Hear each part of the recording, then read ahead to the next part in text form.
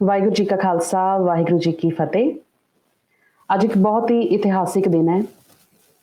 ਅੱਜ ਦਾ ਦਿਨ ਸਿੱਖ ਇਤਿਹਾਸ ਦੇ ਵਿੱਚ ਛੋਟੇ ਘੱਲੂਘਾਰੇ ਦੇ ਨਾਲ ਜਾਣਿਆ ਜਾਂਦਾ ਹੈ। ਵੈਸੇ ਤਾਂ ਸਿੱਖ ਇਤਿਹਾਸ ਦੇ ਵਿੱਚ ਕੋਈ ਵੀ ਇਤਿਹਾਸਿਕ ਪੰਨਾ ਦੇਖੀਏ ਤਾਂ ਕੋਈ ਵੀ ਇਹੋ ਜਿਹਾ ਦਿਨ ਨਹੀਂ ਹੈ ਜਦੋਂ ਕਿ ਸ਼ਹੀਦਾਂ ਦੇ ਖੂਨ ਨਾਲ ਜਿਹੜਾ ਕਿ ਨਾ ਸਿਰਜਿਆ ਗਿਆ ਹੋਵੇ। ਖਾਲਸਾ ਪੰਥ ਦੀ ਸਿਰਜਣਾ ਤੋਂ ਬਾਅਦ ਦਸ਼ਮੇਸ਼ ਪਿਤਾ ਸ੍ਰੀ ਗੁਰੂ ਗੋਬਿੰਦ ਸਿੰਘ ਮਹਾਰਾਜ ਜੀ ਦਾ ਉਦੇਸ਼ ਸੀ ਕਿ ਜਬਰ ਤੇ ਜ਼ੁਲਮ ਨੂੰ ਜੜੋਂ ਪੁੱਟ ਕੇ ਇੱਕ ਹਲੇਮੀ ਰਾਜ ਦੀ ਸਥਾਪਨਾ ਕਰਨੀ ਤੇ ਇਸੇ ਉਦੇਸ਼ ਨੂੰ ਤੋੜ ਕੇ ਨਿਭਾਉਣ ਦੇ ਲਈ ਬਹੁਤ ਹੀ ਮਰਜੀਵੜੇ ਸਿੱਖਾਂ ਨੇ ਆਪਣਾ ਖੂਨ ਡੋਲ ਕੇ ਬਹੁਤ ਸਾਰੀਆਂ ਸ਼ਹੀਦੀਆਂ ਪ੍ਰਾਪਤ ਕੀਤੀਆਂ। ਪਰ ਉਸ ਸਮੇਂ ਦੇ ਜਿਹੜੇ ਹਾਕਮ ਸੀ ਉਹਨਾਂ ਨੇ ਵੀ ਆਪਣੇ ਜ਼ਾਲਮ ਜਬਰ ਦੀ ਇੰਨੀ ਕੁ ਇੰਤਹਾ ਕੀਤੀ ਹੋਈ ਸੀ ਕਿ ਉਹ ਸਿੱਖਾਂ ਦਾ ਖੁਰਾ ਖੋਜ ਹੀ ਖਤਮ ਕਰ ਦੇਣਾ ਚਾਹੁੰਦੇ ਸੀ ਤੇ ਅਜਿਹੀਆਂ ਹੀ ਘਟਨਾਵਾਂ ਨੂੰ ਉਸ ਸਮੇਂ ਘੱਲੂਘਾਰਾ ਕਿਹਾ ਗਿਆ। ਅੱਜ ਘੱਲੂਘਾਰੇ ਦਾ ਇਤਿਹਾਸਿਕ ਦਿਨ ਹੈ ਤੇ ਛੋਟਾ ਘੱਲੂਘਾਰਾ, ਜਿਸ ਤਰ੍ਹਾਂ ਅਸੀਂ ਪਹਿਲਾਂ ਦੱਸਿਆ ਕਿ ਛੋਟੇ ਘੱਲੂਘਾਰੇ ਦਾ ਅੱਜ ਇਤਿਹਾਸਿਕ ਦਿਨ ਹੈ। ਛੋਟਾ ਘੱਲੂਘਾਰਾ ਕਿਉਂ ਵਾਪਰਿਆ, ਕਿਹੜੇ ਹਾਲਾਤ ਸੀ, ਅੱਜ ਇਹਦੇ ਬਾਰੇ ਅਸੀਂ ਗੱਲਬਾਤ ਕਰਨ ਦੇ ਲਈ, ਇਹ ਸਾਰੀਆਂ ਗੁਰਮਤਿ ਵਿਚਾਰਾਂ ਕਰਨ ਦੇ ਲਈ, ਇਤਿਹਾਸ ਨੂੰ ਜਾਣਨ ਦੇ ਲਈ ਸਾਡੇ ਨਾਲ ਸਾਡੇ ਬਹੁਤ ਹੀ ਪਿਆਰੇ ਵੀਰ ਜੀ, ਜੋ ਕਿ ਖਾਲਸਾ ਕੈਂਪ ਦੇ ਵਿੱਚ ਬਹੁਤ ਸਾਰੀਆਂ ਸੇਵਾਵਾਂ ਬਣਾਉਂਦੇ ਨੇ, ਗੁਰਮਤਿ ਦਾ ਪ੍ਰਚਾਰ ਤੇ ਬਹੁਤ ਵਧੀਆ ਗੁਰਮਤਿ ਲੈਕਚਰ ਜਿਹੜੇ ਨੇ ਉੱਥੇ ਸਾਨੂੰ ਇਤਿਹਾਸ ਨਾਲ ਜੋੜਦੇ ਨੇ। ਸੋ ਭਾਈ ਮਨਵੀਰ ਸਿੰਘ ਜੀ UK ਤੋਂ ਸਾਡੇ ਨਾਲ ਇਸ ਵਕਤ ਜੁੜੇ ਨੇ। ਸੋ ਭਾਈ ਸਾਹਿਬ ਜੀ, ਵਾਹਿਗੁਰੂ ਜੀ ਕਾ ਖਾਲਸਾ, ਵਾਹਿਗੁਰੂ ਜੀ ਕੀ ਫਤਿਹ। ਵਾਹਿਗੁਰੂ ਜੀ ਕੀ ਫਤਿਹ। ਸੋ ਬਹੁਤ ਬਹੁਤ ਜੀ ਆਇਆਂ ਨੂੰ ਵੀਰ ਜੀ। ਸੋ ਤੁਸੀਂ ਸਾਡੇ ਲਈ ਸਮਾਂ ਕੱਢਿਆ, ਸੋ ਬਹੁਤ ਅਸੀਂ ਇਹਦੇ ਵਾਸਤੇ ਤੁਹਾਡਾ ਧੰਨਵਾਦ ਕਰਦੇ ਹਾਂ। ਬਹੁਤ ਧੰਨਵਾਦ। ਹਾਂਜੀ, ਸੋ ਜਿਸ ਤਰ੍ਹਾਂ ਅਸੀਂ ਵੀਰ ਜੀ ਗੱਲਬਾਤ ਕਰ ਰਹੇ ਸੀ ਕਿ ਅੱਜ ਇਤਿਹਾਸਿਕ ਦਿਨ ਹੈ।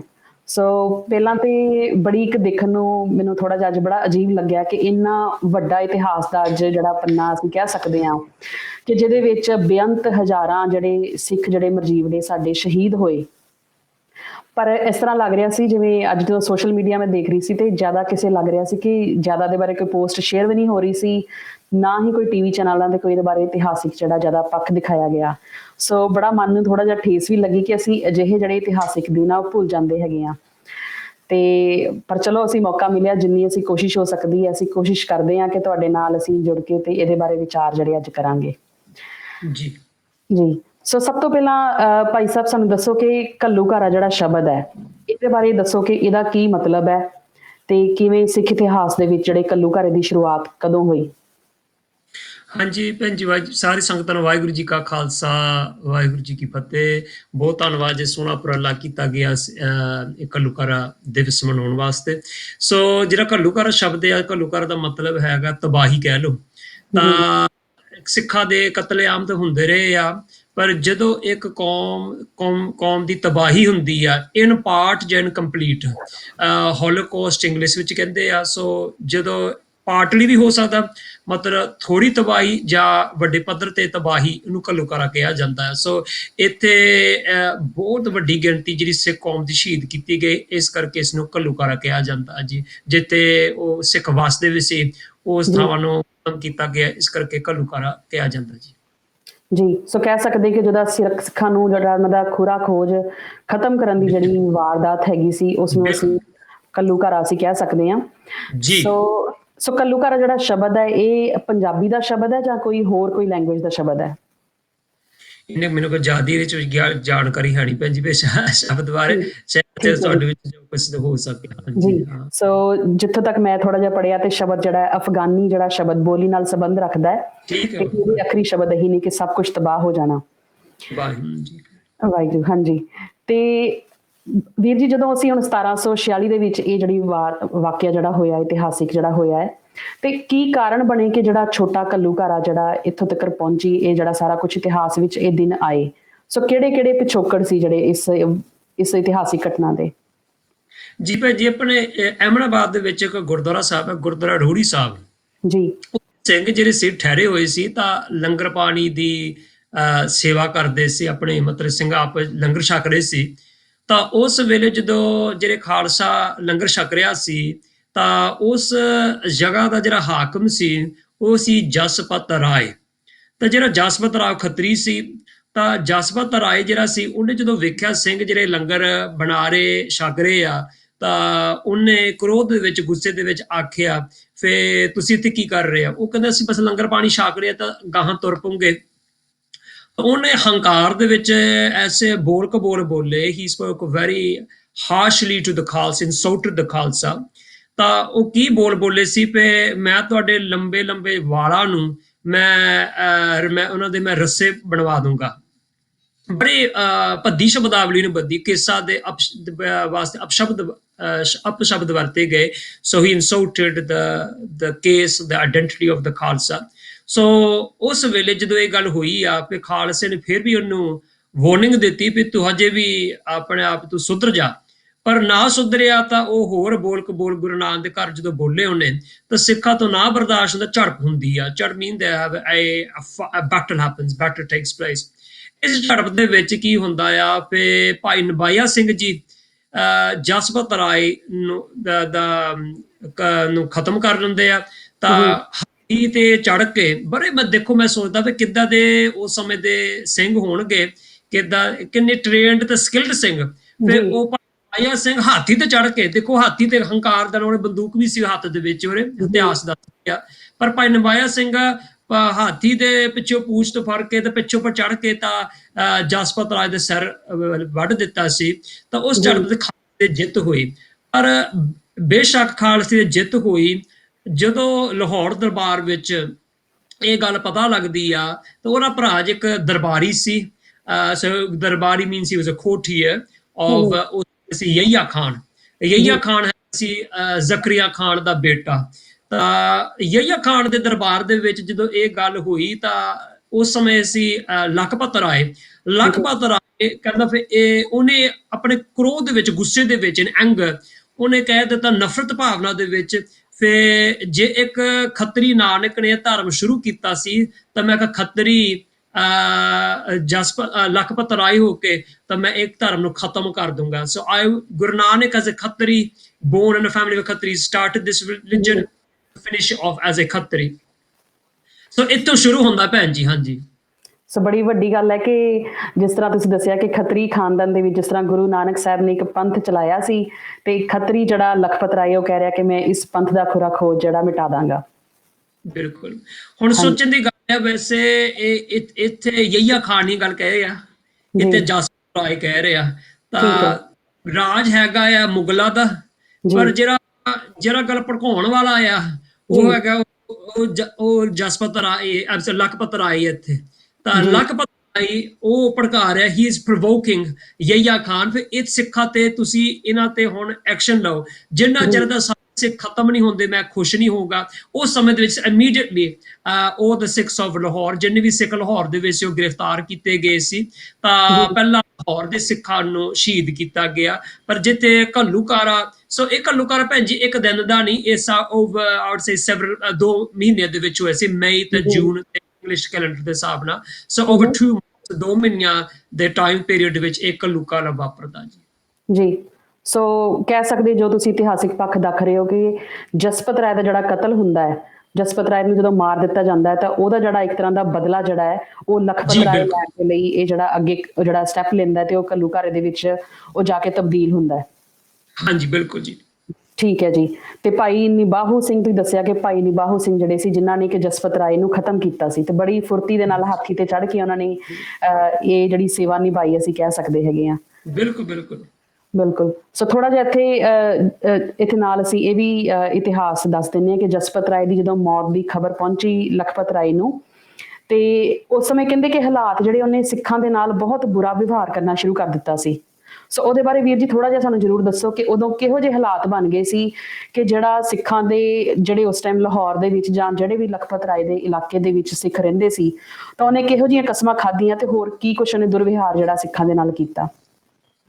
ਭੈਣ ਜੀ, ਪਹਿਲਾਂ ਤਾਂ ਹਾਲਾਤ ਇੱਥੋਂ ਪਹਿਲਾਂ ਵੀ ਮਾੜੇ ਸੀ, ਕਿਉਂਕਿ ਇਹ ਤੋਂ ਪਹਿਲਾਂ ਜੇ ਥੋੜਾ ਜਿਹਾ ਨੋਟ ਕਰੀਏ, ਭਾਈ ਤਾਰੂ ਸਿੰਘ ਸ਼ਹੀਦ ਹੋ ਜਾਂਦੇ ਆ 1745 ਜੁਲਾਈ ਦੇ ਵਿੱਚ। ਇਹ 1746 ਦੀ ਗੱਲ ਹੋ ਰਹੀ ਆ। ਸੋ 1 ਸਾਲ ਪਹਿਲਾਂ ਭਾਈ ਤਾਰੂ ਸਿੰਘ ਸ਼ਹੀਦ ਹੋ ਜਾਂਦੇ ਆ। ਤਾਂ ਉਹ ਤੋਂ ਪਹਿਲਾਂ ਭਾਈ ਤਾਰੂ ਸਿੰਘ ਤੋਂ ਥੋੜੇ ਜਿਹਾ ਪਹਿਲਾਂ ਸ਼ਹੀਦ ਭਾਈ ਮਨੀ ਸਿੰਘ ਸ਼ਹੀਦ ਹੋ ਜਾਂਦੇ ਲਾਹੌਰ ਦੇ ਵਿੱਚ। ਸੋ ਜੇ ਅਸੀਂ ਇਹ ਥੋੜਾ ਜਿਹਾ ਮਾਹੌਲ ਦੇਖੀਏ ਤੇ ਸਿੱਖਾਂ ਦਾ ਵੈਸੇ ਵੀ ਜਿਉਣਾ ਬੜਾ ਔਖਾ ਸੀ। ਜੀ ਤਾਂ ਸਿੱਖ ਸੀ ਉਹ ਸੇਫਟੀ ਵਾਸਤੇ ਉਹ ਰੇਗਿਸਤਾਨੀ ਡੈਜ਼ਰਟਸ ਜਾਂ ਜੰਗਲਾਂ ਵਿੱਚ ਜਲ ਗਏ ਸੀ। ਭਾਈ ਤਾਰੂ ਸਿੰਘ ਵਰਗੇ ਗਿਣਵੇਂ ਸਿੰਘ ਸੀ ਜਿਹੜੇ ਪਿੰਡਾਂ 'ਚ ਰਹਿ ਗਏ ਸੀ, ਜਿਹੜੇ ਪੀਪਲ ਆਰ ਗਿਵਨ ਦੈਮ ਸੈਂਕਚੁਰੀ, ਪਨਾਹ ਦਿੱਤੀ ਸੀ।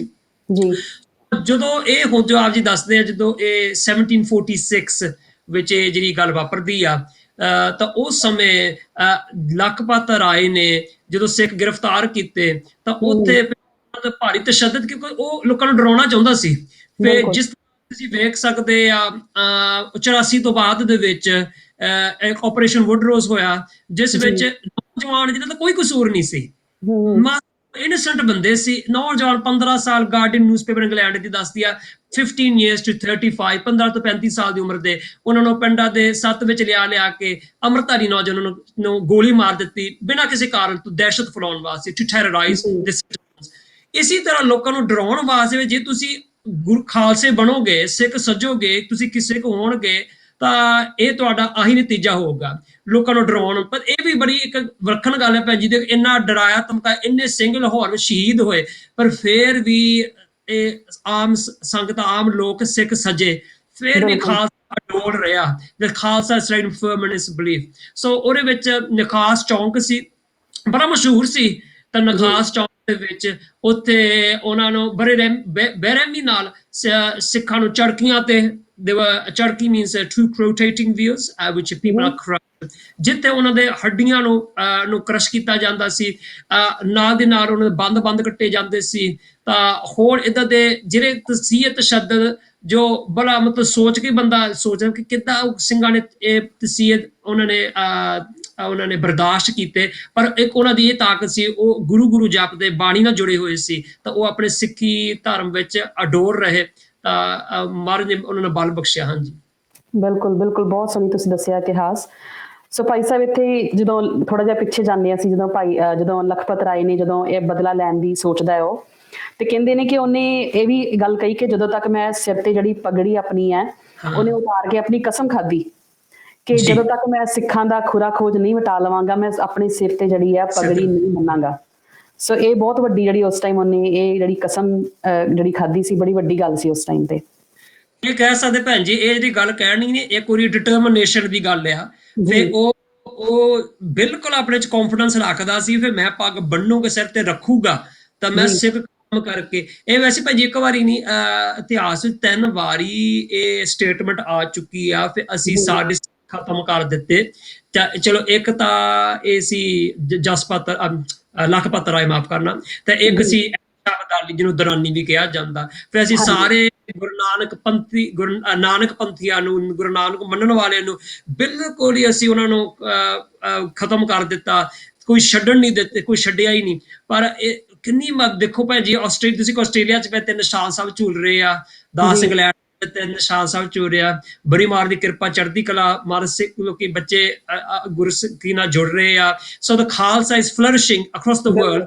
ਇਹ ਬਿਲਕੁਲ ਇੱਕ ਮਹਾਰਾਜ ਦਾ ਪ੍ਰਤਾਪ ਆ ਜੀ। ਬਿਲਕੁਲ। ਸੋ ਜਿਹੜੀਆਂ ਸੰਗਤਾਂ ਨਾਲ ਜੁੜੀਆਂ ਹੋਈਆਂ ਨੇ, ਆਪਾਂ ਇਹ ਵੀ ਦੱਸੀਏ ਕਿ ਜਦੋਂ ਜਸਪਤ ਰਾਏ ਦੀ ਮੌਤ ਤੋਂ ਬਾਅਦ, ਜਦੋਂ ਲਖਪਤ ਰਾਏ ਬਿਲਕੁਲ ਇਸ ਰਿਵੈਂਜ ਦੀ ਜਿਹੜੀ ਭਾਵਨਾ ਦੇ ਵਿੱਚ ਬੈਠਾ ਹੋਇਆ ਸੀ, ਤੇ ਕਹਿੰਦੇ ਨੇ ਕਿ ਉਹਨੇ ਉਸ ਟਾਈਮ ਤੇ ਜਿਹੜਾ ਗੁੜ ਹੈ, ਗੁੜ ਨੂੰ ਵੀ ਗੁੜ ਕਹਿਣਾ ਬੰਦ ਕਰਵਾਤਾ ਸੀ। ਸੋ ਇਹ ਵੀ ਇੱਕ ਬੜੀ ਵੱਡੀ ਗੱਲ ਹੈ ਕਿ ਕਿੰਨਾ ਉਹਦੇ ਅੰਦਰ ਜਿਹੜਾ ਕਹਿ ਸਕਦੇ ਕਿ ਦੁਸ਼ਮਣੀ ਦੀ ਭਾਵਨਾ, ਜਾਂ ਕਿੰਨੀ ਅੱਗ ਜਿਹੜੀ ਉਹਦੇ ਮਨ ਦੇ ਵਿੱਚ ਲੱਗੀ ਹੋਈ ਸੀ, ਕਿਉਂਕਿ ਗੁੜ ਜਿਹੜਾ ਸ਼ਬਦ ਹੈ ਉਹ ਗੁਰੂ ਦੇ ਨਾਲ ਮਿਲਦਾ ਹੈ। ਤਾਂ ਉਹਨੇ ਉਸ ਸ਼ਬਦ ਨੂੰ ਵੀ ਉੱਤੇ ਵੀ ਇੱਕ ਰਿਸਟ੍ਰਿਕਸ਼ਨ ਲਗਾ ਦਿੱਤੀ ਕਿ ਗੁੜ ਸ਼ਬਦ ਨਹੀਂ ਵਰਤਣਾ, ਤੇ ਉਹ ਰੋੜੀ ਥਾਂ ਤੇ ਰੋੜੀ ਕਹਿਣ ਲੱਗ ਪਏ ਸੀ। ਹਾਂਜੀ, ਰੋੜੀ ਖਾਣ ਲੱਗ ਪਏ ਸੀ। ਹਾਂਜੀ।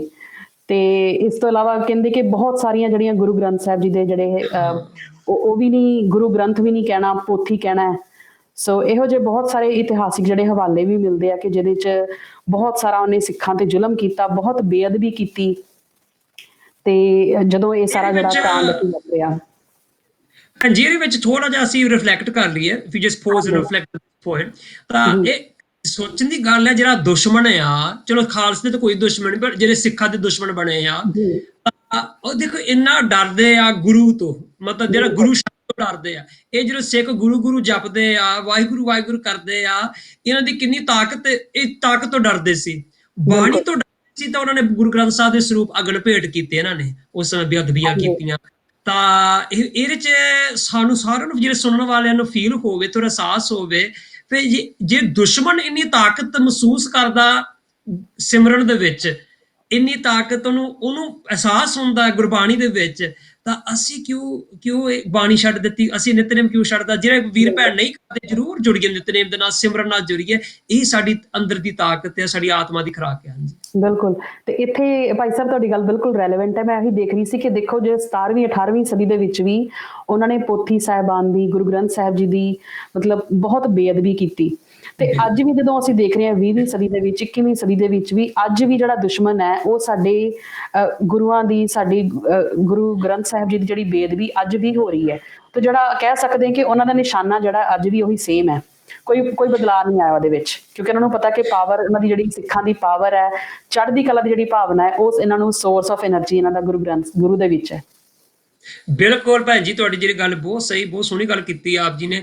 ਤਾਂ ਇਹ ਸੋਚਣ ਦੀ ਗੱਲ ਆ, ਅੱਜ ਚਲੋ ਉਹਨਾਂ ਨੇ, ਅੱਗੇ ਅਸੀਂ ਸੋਚਦੇ ਸੀ ਗੁਰੂ ਗ੍ਰੰਥ ਸਾਹਿਬ ਦੀ ਬੇਅਦਬੀ ਡਾਇਰੈਕਟ ਨਹੀਂ ਕਰ ਸਕਦੇ, ਸੋਚਦੇ ਸੀ, ਪਰ ਅਸੀਂ ਸਾਰੇ ਇਸ ਚੀਜ਼ ਦੇ ਗਵਾਹ ਬਣ ਚੁੱਕੀ ਸਾਰੀ ਦੁਨੀਆ।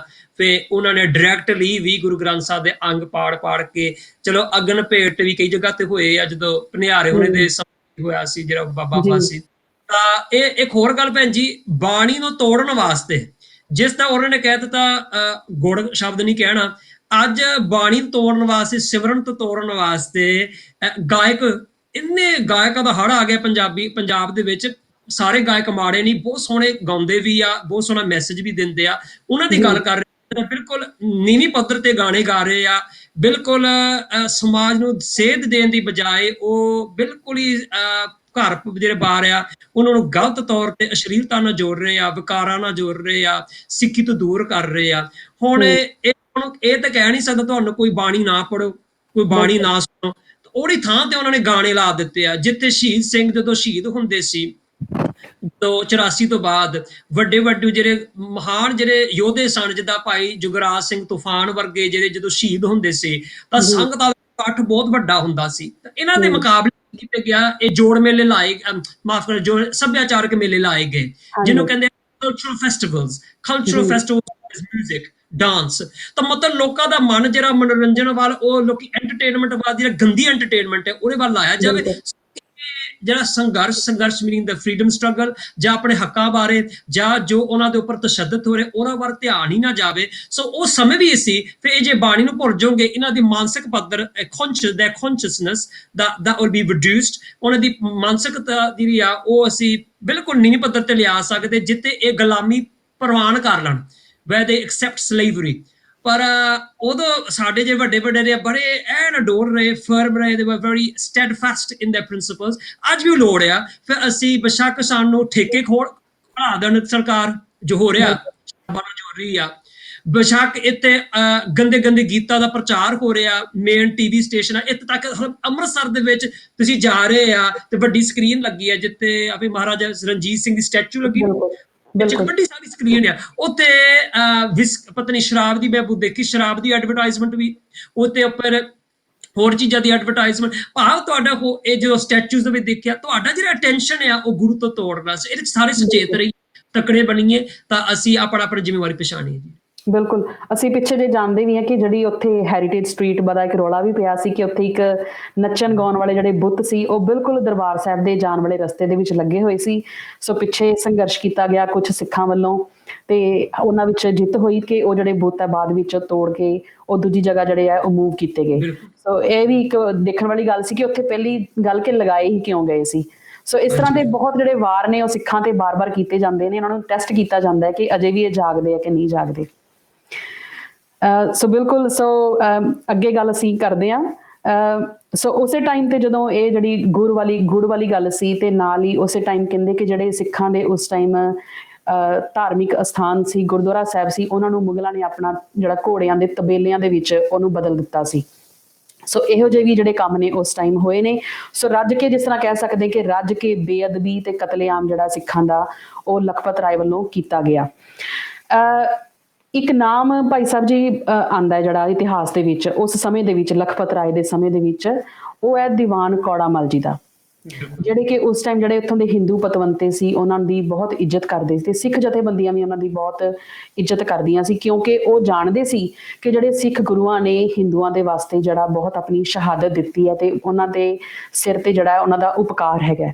ਸੋ ਉਹਨਾਂ ਬਾਰੇ ਵੀ ਜ਼ਰੂਰ ਦੱਸੋ ਕਿ ਉਹਨਾਂ ਦਾ ਇਸ ਸਦੀ ਦੇ ਵਿੱਚ ਇਸ ਛੋਟੇ ਘੱਲੂਘਾਰੇ ਦਾ ਜਿਹੜਾ ਇਤਿਹਾਸ ਹੈ ਉਹਨਾਂ ਦਾ ਕੀ ਰੋਲ ਸੀ ਉਸ ਟਾਈਮ। ਹਾਂਜੀ, ਸੋ ਜਿਹੜਾ ਕੌੜਾ ਮੱਲ ਜੀ ਹੈ, ਜਿਹਨੂੰ ਸਿੱਖ ਇਤਿਹਾਸ ਮਿੱਠਾ ਮੱਲ ਕਰਕੇ ਜਾਣਦੇ ਆ, ਹਾਂਜੀ, ਬੇਸ਼ੱਕ ਉਹਨਾਂ ਦਾ ਨਾਮ ਕੌੜਾ ਸੀ ਪਰ ਉਹਨਾਂ ਦੇ ਕੰਮ ਮਿੱਠੇ ਸੀ, ਤਾਂ ਬਿਲਕੁਲ। ਮਿੱਠਾ ਸੁਭਾਅ ਸੀ ਉਹਨਾਂ ਦਾ। ਸੋ ਦਾਸ ਨੂੰ ਪਤਾ ਆ ਤਾਂ ਕੌੜਾ ਮੱਲ ਜੀ ਮੁਲਤਾਨ ਦੇ ਗਵਰਨਰ ਵੀ ਰਹੇ ਆ, ਦੀਵਾਨ ਰਹੇ ਆ। ਤਾਂ ਜੀ ਕੌੜਾ ਮੱਲ ਜੀ ਜਿਹੜੇ ਉਹਨਾਂ ਨੇ ਹਾਂ ਦਾ ਨਾਰਾ ਮਾਰਿਆ। ਤਾਂ ਦੇਖੋ, ਜੀ ਜੇ ਇੱਕ ਖੱਤਰੀ ਹਿੰਦੂ ਗੁਰੂ ਨਾਨਕ ਦਾ ਵਿਰੋਧ ਕਰ ਰਿਹਾ, ਸਿੱਖ ਕੌਮ ਦੇ ਖਿਲਾਫ ਬੋਲ ਰਿਹਾ, ਤੇ ਇੱਕ ਖੱਤਰੀ ਹਿੰਦੂ ਨੇ ਆਵਾਜ਼ ਉਠਾਈ ਤੇ ਉਹਨੇ ਹਾਂ ਦਾ ਨਾਰਾ ਵੀ ਮਾਰਿਆ। ਭਾਗ ਵਿੱਚ ਬਿਲਕੁਲ ਬਹੁਤ ਮੈਸੇਜ ਮਿਲਦਾ, ਚੰਗੇ ਮਾੜੇ ਹਰੇਕ ਕਮਿਊਨਿਟੀ 'ਚ ਆ। ਜੇ ਸਾਡੇ ਵਿੱਚ ਜੇ ਕੋਈ ਸਾਡੇ ਵਿੱਚ ਜਿਹੜੇ ਕੜੇ ਪਾਉਣ ਵਾਲੇ, ਪੱਗਾ ਬੰਨਣ ਵਾਲੇ ਬੇਸ਼ੱਕ ਆਪਣੇ ਆਪ ਨੂੰ ਸਿੱਖ ਕਹਿੰਦੇ ਸੀ, ਉਹੀ ਸਿੱਖਾਂ ਦੇ ਦੁਸ਼ਮਣ ਬਣ ਕੇ ਬੇਅੰਤ ਸੈਂਕੜੇ ਗੁਰਸਿੱਖਾਂ ਦੇ ਨੂੰ ਸ਼ਹੀਦ ਕੀਤਾ 84 ਤੋਂ ਬਾਅਦ ਦੇ ਵਿੱਚ। ਜੀ ਬੇਸ਼ੱਕ ਗਿੱਲ ਵਰਗੇ ਹੋਣ ਜੋ ਮਰਜੀ, ਬੇਸ਼ੱਕ ਵੈਸੇ ਅਸੀਂ ਸਿੱਖ ਨਹੀਂ ਮੰਨਦੇ, ਪਰ ਉਹ ਹੈ ਤਾਂ ਪਹਿਰਾਵਾ ਸਿੱਖ ਦਾ ਹੀ ਸੀ, ਸੰਬੰਧਿਤ ਸਿੱਖ ਧਰਮ ਨਾਲ ਸੀ, ਵਿਆਹ ਉਹਨਾਂ ਦੇ ਉੱਥੇ ਹੋਏ ਸੀ। ਇਸ ਤਰ੍ਹਾਂ ਹਰੇਕ ਧਰਮ ਵਿੱਚ ਚੰਗੇ ਮਾੜੇ ਲੋਕ ਹੁੰਦੇ ਆ, ਭੇਖੀ ਲੋਕ ਹੁੰਦੇ ਆ, ਜਾਂ ਰੱਬ ਦੇ ਟੁੱਟੇ ਹੋਏ ਲੋਕ, ਵਿਕਾਰੀ ਲੋਕ ਹੁੰਦੇ ਆ, ਤਾਂ ਮਨਮਤ ਲੋਕ ਹੁੰਦੇ ਆ, ਤੇ ਚੰਗੇ ਵੀ ਹੁੰਦੇ ਆ, ਰੱਬੀ ਬੰਦੇ ਵੀ ਹੁੰਦੇ ਆ। ਸੋ ਜਿਹੜੇ ਕੌੜਾ ਮੱਲ ਜੀ ਸੀ, ਇੱਕ ਤਾਂ ਉਹਨਾਂ ਨੇ ਹਾਂ ਦਾ ਨਾਰਾ ਮਾਰਿਆ, ਤੇ ਅੱਗੇ ਜਾ ਕੇ ਸਾਨੂੰ ਪਤਾ ਲੱਗਦਾ ਜਦੋਂ ਉਹਨੂੰ ਭੈਣ ਜੀ ਘੱਲੂਘਾਰਾ ਵਾਪਰਦਾ ਵੀ ਆ, ਉਸ ਜੀ ਸਮੇਂ ਕੌੜਾ ਮੱਲ ਜੀ ਇੱਕ ਰਸਤ ਭੇਜਦੇ ਆ। ਹੁਣ ਜੀ ਡਾਇਰੈਕਟਲੀ ਤਾਂ ਕਰ ਨਹੀਂ ਸਕਦੇ, ਜਿੱਦਾਂ ਬਾਅਦ ਵਿੱਚ ਇਤਿਹਾਸ ਵਿੱਚ ਵੀ, ਮੌਜੂਦਾ ਇਤਿਹਾਸ ਵਿੱਚ ਹੀ ਹੁੰਦਾ ਸੀ। ਬਹੁਤ ਸਾਰੇ ਜਿਹੜੇ ਚੰਗੇ ਪੋਜੀਸ਼ਨਾਂ ਵਿੱਚ, ਕੋਈ ਪੁਲਿਸ ਵਾਲੇ, ਕੀ ਪੋਲੀਟੀਸ਼ੀਅਨ, ਇਹਦੇ ਚੰਗੇ ਵੀ ਸਨ, ਜੀ ਜਿਨ੍ਹਾਂ ਨੇ ਡਾਇਰੈਕਟਲੀ ਨਹੀਂ ਖਾਲਸੇ ਦੀ ਸਪੋਰਟ ਕਰ ਸਕਦੇ ਸੀ, ਪਰ ਉਹਨੇ ਇਨਡਾਇਰੈਕਟਲੀ ਜ਼ਰੂਰ ਕੀਤੀ ਹੈ, ਜਿੰਨਾ ਕੁ ਉਹਨਾਂ ਦੀ ਸਮਰੱਥਾ ਸੀ। ਸੋ ਕੌੜਾ ਮੱਲ ਜੀ ਨੇ ਦੇਖਿਆ ਵੀ ਜਿਹੜੇ ਸਿੱਖ ਆ, ਉਹਨਾਂ ਨੂੰ ਆਪਣੇ ਘਰਾਂ ਤੋਂ ਕੱਢਿਆ ਗਿਆ, ਉਹ ਜਿਸ ਥਾਵਾਂ ਤੇ ਉਹ ਵਸੇ ਹੋਏ ਆ, ਉੱਥੇ ਉਹਨਾਂ ਦਾ ਤਬਾਹੀ ਹੋ ਰਹੀ ਆ, ਉੱਥੇ ਉਹਨਾਂ ਦਾ ਕਤਲੇਆਮ ਹੋ ਰਹੇ ਆ। ਤਾਂ ਜਿਹੜਾ ਖਾਲਸਾ ਆ, ਉਹ ਜਿਹੜਾ ਖਾਲਸਾ ਥੋੜਾ ਅੱਗੇ ਵੱਧ ਗਿਆ ਸੀ ਜੰਮੂ ਵੱਲ, ਤਾਂ ਉੱਥੇ ਫਿਰ ਕੌੜਾ ਜੀ ਨੇ ਉੱਤੇ ਰਸਤ ਵੀ ਭੇਜੀ, ਤੇ ਉੱਥੇ ਮੈਸੇਜ ਦਿੱਤੇ, ਖਾਲਸਾ ਤੁਸੀਂ ਇਹ ਜਿਹੜੇ ਰਸਤ ਮੈਂ ਭੇਜ ਰਿਹਾ, ਇਹ ਸਰਕਾਰੀ ਖਜ਼ਾਨੇ ਲੁੱਟ ਲਿਓ। ਠੀਕ ਹੈ। ਭੇਜਿਆ ਕਿਉਂਕਿ ਦੇਖਣ ਨੂੰ ਲੁੱਟਿਆ ਹੋਵੇ, ਪਰ ਹੈ ਵਾਕਿਆ ਭੇਜਿਆ ਖਾਲਸੇ ਵਾਸਤੇ ਹੀ ਸੀ। ਤਾਂ ਉਹਦੇ ਵਿੱਚ ਖਾਲਸੇ ਨੂੰ ਕਿੰਨੀ એનર્ਜੀ ਮਿਲ ਗਈ, ਕਿੰਨਾ ਉਹਨਾਂ ਦਾ ਵਿੱਚ ਹੌਸਲਾ ਵੱਧ ਗਿਆ, ਕਿਉਂਕਿ ਫਿਜ਼ੀਕਲੀ ਵੀ ਤੁਹਾਨੂੰ એનર્ਜੀ ਚਾਹੀਦੀ ਹੈ ਜੀ, you need physical nutrition energy ਇਹ ਕੋਈ ਲੜਾਈ ਕਰਨ ਵਾਸਤੇ। ਤਾਂ ਇਹਦੇ ਵਿੱਚ ਬਹੁਤ ਵੱਡਾ ਰੋਲ ਕੌੜਾ ਮੱਲ ਜੀ ਦਾ, ਜਿਹੜਾ ਉਹਨਾਂ ਨੇ ਸਿੰਘਾਂ ਦੇ ਹੋਰ ਹੌਸਲੇ ਬੁਲੰਦ ਕੀਤੇ ਇਸ ਮਦਦ ਸਹਾਇਤਾ ਦੇ ਨਾਲ।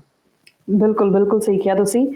ਸੋ ਭਾਈ ਸਾਹਿਬ, ਜਦੋਂ ਲਖਪਤ ਰਾਏ ਦੀ ਜਿਹੜੀ ਇਹ ਸਾਰੀ ਦਰਿੰਦਗੀ ਉਸ ਟਾਈਮ ਚੱਲ ਰਹੀ ਸੀ, ਤੇ ਉਹਦੇ ਵਿੱਚ ਜਦੋਂ ਅੱਗੇ ਜਾ ਕੇ ਮੇਨ ਰੋਲ ਆਉਂਦਾ ਹੈ ਜਦੋਂ ਨਵਾਬ ਕਪੂਰ ਸਿੰਘ ਜੀ ਦਾ, ਤਾਂ ਉਹਨਾਂ ਨੂੰ ਜਦੋਂ ਪਤਾ ਲੱਗਦਾ ਹੈ, ਤਾਂ ਉਹ ਅੱਗੋਂ ਫਿਰ ਕੀ ਸਟੈਪਸ ਜਿਹੜੇ ਅੱਗੋਂ ਲੈਂਦੇ ਨੇ, ਕਿਵੇਂ ਉਹ ਸਿੱਖ ਜਥੇਬੰਦੀਆਂ ਨੂੰ ਇਕੱਠਾ ਲੈ ਕੇ ਆਉਂਦੇ ਨੇ ਕਿ ਇਹ ਜਿਹੜਾ ਲਖਪਤ ਰਾਏ ਦੀ ਇਸ ਦਰਿੰਦਗੀ ਦਾ ਜਿਹੜਾ ਜਵਾਬ ਦੇਣਾ ਹੈ, ਉਹ ਕਿਵੇਂ ਬਾਅਦ ਚ ਸਾਰਾ ਜਿਹੜਾ ਇਕੱਠੇ ਕਰਦੇ ਨੇ ਸਾਰਿਆਂ ਨੂੰ।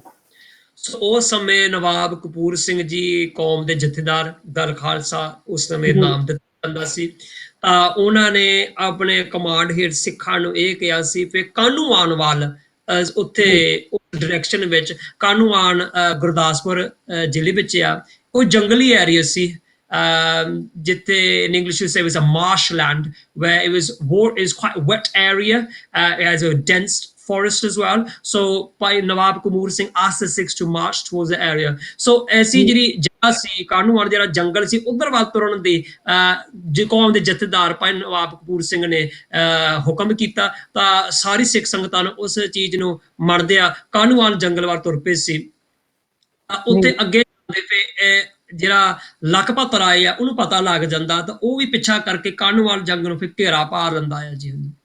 ਜੀ ਸੋ ਮੈਂ ਨਾਲ ਹੀ ਸਕਰੀਨ ਤੇ ਜਿਹੜੀ ਉਹ ਫੋਟੋ ਵੀ ਦਿਖਾ ਰਹੀ ਹੈ ਕਿ ਕਿਵੇਂ ਨਵਾਬ ਕਪੂਰ ਸਿੰਘ ਜੀ ਨੇ ਜਿਹੜਾ ਹੈ ਉਸ ਟਾਈਮ ਸਿੱਖਾਂ ਦੀਆਂ ਜਿਹੜੀਆਂ ਵੱਖਰੀ ਵੱਖਰੀ ਜਥੇਬੰਦੀਆਂ ਸੀ ਉਹਨਾਂ ਨੇ ਇਕੱਠੇ ਕੀਤਾ। ਸੋ ਭਾਈ ਸਾਹਿਬ, ਨਵਾਬ ਕਪੂਰ ਸਿੰਘ ਜੀ ਤੋਂ ਇਲਾਵਾ ਉਸ ਟਾਈਮ ਕਿਹੜੇ ਜਿਹੜੇ ਮਹਾਨ ਸਿੱਖ ਜਰਨੈਲ ਸੀ ਜਿਹੜੇ ਕਿ ਇਸ ਘੱਲੂਘਾਰੇ ਦੇ ਵਿੱਚ ਸ਼ਾਮਲ ਹੋਏ? ਸੋ ਇਹਦੇ ਵਿੱਚ ਇੱਕ ਬਹੁਤ ਮਸ਼ਹੂਰ ਨਾਮ ਭਾਈ ਸੁੱਖਾ ਸਿੰਘ ਜੀ, ਮਾਰੋ ਕੰਬੀਵਾਰੀ, ਭਾਈ ਮਹਿਤਾਬ ਸਿੰਘ ਜੀ, ਤਾਂ ਭਾਈ ਸੁੱਖਾ ਸਿੰਘ ਜੀ ਜਿਨ੍ਹਾਂ ਨੇ ਮੱਸਾ ਰੰਗੜ ਦਾ ਸਿਰ ਵੱਢਿਆ ਸੀ। ਹਾਂਜੀ। ਉਹ ਵੀ ਇਹਦੇ ਚ ਤਾਂ ਉਹਨਾਂ ਉਸ ਘੱਲੂਕਾਰ ਦੇ ਵਿੱਚ ਤੋਪ ਦੇ ਨਾਲ ਉਹਨਾਂ ਦੀ ਲੱਤ ਵੀ ਜਿਹੜੀ ਸੀ ਉਹ ਹੂੰ ਲੱਤ ਜਿਹੜੀ ਖਤਮ ਹੋ ਗਈ ਸੀ, ਹਿਸ ਲੈਗ ਵਾਸ ਬਲੋਨ ਆਫ, ਹੂੰ ਜ਼ਖਮ ਹੋ ਗਏ ਸੀ ਤਾਂ ਇੱਕ ਲੱਤ ਹੀ ਰਹਿ ਗਈ ਸੀ ਉਹਨਾਂ ਦੀ। ਤਾਂ ਕਿਹਾ ਜਾਂਦਾ ਮੇਰੇ ਕੋ ਮੈਂ ਸੁਣ ਰਿਹਾ ਸੀ ਮੈਂ ਕਿ ਮੈਂ ਪੜ੍ਹਨ ਵਿੱਚ ਨਹੀਂ ਆਇਆ ਸੀ, ਮੈਂ ਸੁਣਿਆ ਸੀ ਬਾਬਾ ਦੀਪ ਸਿੰਘ ਵੀ ਸ਼ਾਮਲ ਸੀ, ਪਤਾ ਆਪ ਜੀ ਦੇ ਰਿਕਾਰਡ ਵਿੱਚ ਹੈਗਾ ਭੈਣ ਜੀ? ਨਹੀਂ ਮੇਰੇ ਮੈਨੂੰ ਮੈਂ ਪਹਿਲੀ ਲੱਗਦਾ ਵਾਰੀ ਪਰ ਸੁਣਿਆ ਸੀ, ਇਸ ਕਰਕੇ ਮੈਂ ਅੱਛਾ ਕੋਈ ਜੀ। ਚੀਜ਼ ਦਾਅਵੇ ਨਾਲ, ਕਿਉਂਕਿ ਜੋ ਮੈਂ ਲਿਖਤੀ ਹਾਂਜੀ ਵਿੱਚ ਨਹੀਂ ਮੈਨੂੰ ਪੜਿਆ ਲੱਗਦਾ ਸੀ। ਸ਼ਾਇਦ ਇਸ ਵਿੱਚ ਘੱਲੂਘਾਰੇ ਦੇ ਵਿੱਚ ਨਹੀਂ ਸੀ, ਹੋ ਸਕਦਾ ਦੂਸਰੇ। ਹਾਂਜੀ, ਹਾਂਜੀ ਮੇਰੇ ਖਿਆਲ ਇਸ ਕਰਕੇ ਮੈਂ ਪਹਿਲੀ ਵਾਰੀ ਸੁਣਿਆ ਸੀ, ਕੱਲ ਮੈਨੂੰ ਸੁਣਦਾ ਠੀਕ ਸੀ। ਹੈ ਜੀ ਤਾਂ ਠੀਕ ਕਈ ਹੈ। ਵਾਰੀ ਹੋ ਸਕਦਾ ਕਈ ਵਾਰ ਜਾਣ ਵਿੱਚ ਵੀ ਕਿਸੇ ਪ੍ਰਚਾਰਕ ਤੋਂ ਕਹਿ ਹੋ ਜਾਂਦਾ ਹੈ। ਹਾਂਜੀ ਤਾਂ ਸਾਨੂੰ ਪਤਾ ਹੈ ਭਾਈ ਨਵਾਬ ਕਪੂਰ ਤੇ ਜੱਸਾ ਸਿੰਘ ਜੀ, ਤਾਂ ਹਾਂਜੀ ਜੱਸਾ ਸਿੰਘ ਮਹਾਨ ਦੇ ਬਹੁਤ ਵੱਡੇ ਜਰਨੈਲ ਸਨ। ਤਾਂ ਜੀ ਉਹਨਾਂ ਨੇ ਉੱਥੇ ਸ਼ਾਮਲ ਸਨ ਜਿਹੜੇ ਵੱਡੇ ਜਰਨੈਲਾਂ ਦੇ ਵਿੱਚ ਸੀ। ਜੀ ਤਾਂ ਉਸ ਸਮੇਂ ਦੇ ਵਿੱਚ ਜਦੋਂ ਉਹ ਉੱਥੇ ਪਹੁੰਚ ਕੇ ਤਾਂ ਕਾਹਨੂੰਵਾਨ ਜੰਗਲ ਦੇ ਵਿੱਚ ਤਾਂ ਉਹ ਆ ਜਾਂਦੇ ਆ, ਮਤਲਬ ਜਸਪਤ ਸੌਰੀ ਲਖਪਤ ਰਾਏ ਵੱਡੀ ਫੌਜ ਲੈ ਕੇ, ਤੇ ਉਹ ਫੌਜ ਵਿੱਚ ਕੱਲੇ ਮੁਗਲ ਸਿਪਾਹੀ ਨਹੀਂ ਸੀ, ਕੱਲੇ ਲਖਪਤ ਦੇ ਰਾਜ ਦੇ ਫੌਜਾਂ ਨਹੀਂ ਸੀ, ਉਹ ਚ ਪਹਾੜੀ ਫੌਜਾਂ ਜੋ ਆਲੇ ਦੁਆਲੇ ਜਿਹੜੇ ਲੋਕ ਸਨ ਉੱਥੇ ਜੀ ਜਿਹੜੇ ਪਹਾੜੀ ਰਾਜੇ ਸੀ ਉਹ ਵਿੱਚ ਸ਼ਾਮਲ ਹੋਣ ਦੇ ਫੌਜਾਂ ਸਨ। ਮਤਲਬ ਅਫਸੋਸ ਦੀ ਗੱਲ ਹੈ ਜਿਹਦੇ ਨੇ ਉਹਨਾਂ ਦੇ ਬਿਲਕੁਲ ਵੱਡੇ ਵੱਡੇ ਗੁਰੂ ਹਰਗੋਬਿੰਦ ਪਾਤਸ਼ਾਹ ਜੀ ਨੇ ਗਵਾਲੀਅਰ ਵਿੱਚੋਂ ਰਿਹਾ ਕੀਤਾ, ਜੀ ਬਾਹਰ ਦੇ ਰਾਜੇ ਜਿਨ੍ਹਾਂ ਦੇ ਵੱਡੇ ਵਡੇਰੇ ਨੇ ਗੁਰੂ ਤੇਗ ਬਹਾਦਰ ਪਾਤਸ਼ਾਹ ਜੀ ਉਹਨਾਂ ਦੀ ਸੁਣਵਾਈ ਕੀਤੀ, ਤਾਂ ਜੀ ਉਹਨਾਂ ਵਾਸਤੇ ਸ਼ਹੀਦੀ ਵੀ ਦਿੱਤੀ ਧਰਮ ਦੀ ਚਾਦਰ ਬਣ ਕੇ। ਤਾਂ ਬਿਲਕੁਲ ਅਫਸੋਸ ਦੀ ਗੱਲ ਹੈ ਸਮੇਂ ਦੇ ਵਿੱਚ ਅਕਿਰਤਕਣ ਬਣ ਕੇ ਉਹਨਾਂ ਨੇ ਵੀ ਹਮਲਾ ਸਿੱਖਾਂ ਤੇ ਕੀਤਾ, ਕਿਉਂਕਿ ਉਹ ਕਈ ਲੋਕ ਬੰਦਾ ਦੇ ਭਾਰਾ ਪਾਸਾ ਕੀਤੇ। ਪਰ ਇੱਥੇ ਜੀ ਵਿਚਾਰ ਕਰੀਏ ਭੈਣ ਜੀ, ਅੱਜ ਹੂੰ ਦੇ ਮੌਜੂਦਾ ਇਤਿਹਾਸ ਵਿੱਚ ਵੀ ਇਦਾਂ ਹੋਇਆ, ਬੇਸ਼ੱਕ ਅਸੀਂ ਹੋਰ ਕਿਸੇ ਕਮਿਊਨਿਟੀ ਦੀ ਗੱਲ ਨਾ ਆਪਣੀ ਗੱਲ ਕਰੀਏ, ਜੇ ਸਿੱਖ ਦਾ ਦੁਸ਼ਮਣ ਨਾ ਹੁੰਦਾ ਤਾਂ ਸਿੱਖ ਕਦੀ ਨਹੀਂ ਹਾਰ ਸਕਦੇ ਸੀ। ਜੋ ਬਿਲਕੁਲ ਸੰਘਰਸ਼ ਹੋਇਆ ਸੀ ਮੌਜੂਦਾ ਇਤਿਹਾਸ ਦੇ ਵਿੱਚ, ਸਿੱਖਾਂ ਨੇ ਸਿੱਖਾਂ ਨੂੰ ਫੜਾਇਆ ਗਿਆ, ਸਿੱਖ ਹੀ ਟਾਊਟ ਬਣੇ ਆ, ਸਿੱਖ ਹੀ ਸਿੱਖਾਂ ਨੂੰ ਸ਼ਹੀਦ ਕੀਤਾ। ਤਾਂ ਸਿੱਖਾਂ ਨੇ ਸਿੱਖਾਂ ਤੇ ਤਸ਼ੱਦਦ ਕੀਤਾ ਜਿਹੜੇ ਆਪਾਂ ਨੂੰ ਸਿੱਖ ਕਹਿਣ ਵਾਲੇ ਸੀ। ਸੋ ਜੀ ਇਹ ਕੁਝ ਅਸੀਂ ਵੀ ਅਕਿਰਤਕਣ ਬਣ ਗਏ ਆ, ਸਾਨੂੰ ਵੀ ਲੋੜ ਹੈ ਫਿਰ ਅਸੀਂ ਮੁੜ ਦੁਬਾਰਾ ਚੇਤੇ ਕਰੀਏ ਫਿਰ ਗੁਰੂ ਸਾਹਿਬ ਨੇ ਕੀ ਸਾਡੇ ਪਰਉਪਕਾਰ ਕੀਤਾ ਤੇ ਕੀ ਸਾਡੇ ਜ਼ਿੰਮੇਵਾਰੀਆਂ ਹੈਗੀਆਂ ਆ ਸਿੱਖ ਕੌਮ ਵਾਸਤੇ। ਬਿਲਕੁਲ ਭਾਈ ਸਾਹਿਬ ਬਹੁਤ ਵਧੀਆ ਤੁਸੀਂ ਗੱਲ ਕੀਤੀ ਹੈ। ਤੇ ਜੇ ਅਸੀਂ ਸਿੱਖ ਜਰਨੈਲਾਂ ਦੀ ਜਿਹੜੀ ਗੱਲ ਕਰ ਰਹੇ ਸੀ ਤੇ ਉਹਦੇ ਵਿੱਚ ਸਰਦਾਰ ਜੱਸਾ ਸਿੰਘ ਜੀ ਆਹਲੂਵਾਲੀਆ ਤੇ ਨਾਲ ਜਿਹੜੇ ਹੋਰ ਨਾਮ ਜਿਹੜੇ ਉੱਭਰ ਕੇ ਆਉਂਦੇ ਨੇ ਉਸ ਸਮੇਂ ਦੇ ਮਹਾਨ ਜਿਹੜੇ ਜਰਨੈਲ ਹੋਏ ਨੇ, ਸਰਦਾਰ ਗੁਰਦਿਆਲ ਸਿੰਘ ਜੀ ਡੱਲੇਵਾਲੀਆ, ਸਰਦਾਰ ਹਰੀ ਸਿੰਘ ਭੰਗੀ ਤੇ ਭਾਈ ਸੁੱਖਾ ਸਿੰਘ ਜਿਹੜਾ ਤੁਸੀਂ ਨਾਮ ਆਲਰੇਡੀ ਲੈ ਚੁੱਕੇ ਹੋ, ਮਾੜੀ ਕੰਬੋ ਕੀ, ਤੇ ਮਾੜੇ ਕੰਬੋਂ ਸਰਦਾਰ ਕੀ। ਨੌਦ ਸਿੰਘ। ਹਾਂਜੀ ਸੋ ਇੱਥੇ ਮੈਂ ਭਾਈ ਸੁੱਖਾ ਸਿੰਘ ਜੀ ਦਾ ਨਾਮ ਖਾਸ ਕਰਕੇ ਤੁਹਾਡੇ ਨਾਲ ਥੋੜਾ ਜਿਹਾ ਇਹਦੇ ਨਾਲੇ ਬਾਰੇ ਵਿਚਾਰ ਕਰਨਾ ਚਾਹੁੰਦੀ ਹਾਂ। ਸੋ ਅਸੀਂ ਜਦੋਂ ਇਤਿਹਾਸ ਦੀ ਗੱਲ ਕਰਦੇ ਹਾਂ ਤੇ ਭਾਈ ਸੁੱਖਾ ਸਿੰਘ ਤੇ ਭਾਈ ਮਹਿਤਾਬ ਸਿੰਘ, ਜਦੋਂ ਅਸੀਂ ਇਹਨਾਂ ਦੋਵਾਂ ਦਾ ਨਾਂ ਲੈਂਦੇ ਹਾਂ ਤੇ ਸਾਨੂੰ ਇਤਿਹਾਸ ਵਿੱਚ ਮੱਸਾ ਰੰਗੜ ਦਾ ਜਿਹੜਾ ਉਹ ਸਿਰ ਵੱਢ ਕੇ ਲਿਆਂਦਾ ਸੀ ਇਹਨਾਂ ਨੇ, ਅਸੀਂ ਉਹ ਵਾਲਾ ਜਿਹੜਾ ਇਤਿਹਾਸ ਦਾ ਪੰਨਾ ਹੈ ਉਹ ਸਾਹਮਣੇ ਆਉਂਦਾ ਹੈ। ਪਰ ਉਹਨਾਂ ਦਾ ਜਿਹੜਾ ਇੱਕ ਰੋਲ ਹੈ ਇਸ ਛੋਟੇ ਘੱਲੂਘਾਰੇ ਦੇ ਵਿੱਚ ਵੀ ਉਹਨਾਂ ਨੇ ਇੱਕ ਬਹੁਤ ਅਹਿਮ ਰੋਲ ਹੈ ਵੀ ਉਹਨਾਂ ਨੇ ਨਿਭਾਇਆ, ਦੇ ਵਿੱਚ ਬਹੁਤ ਵੱਡੀ ਸੇਵਾ ਉਹਨਾਂ ਨੇ ਕੀਤੀ ਹੈ।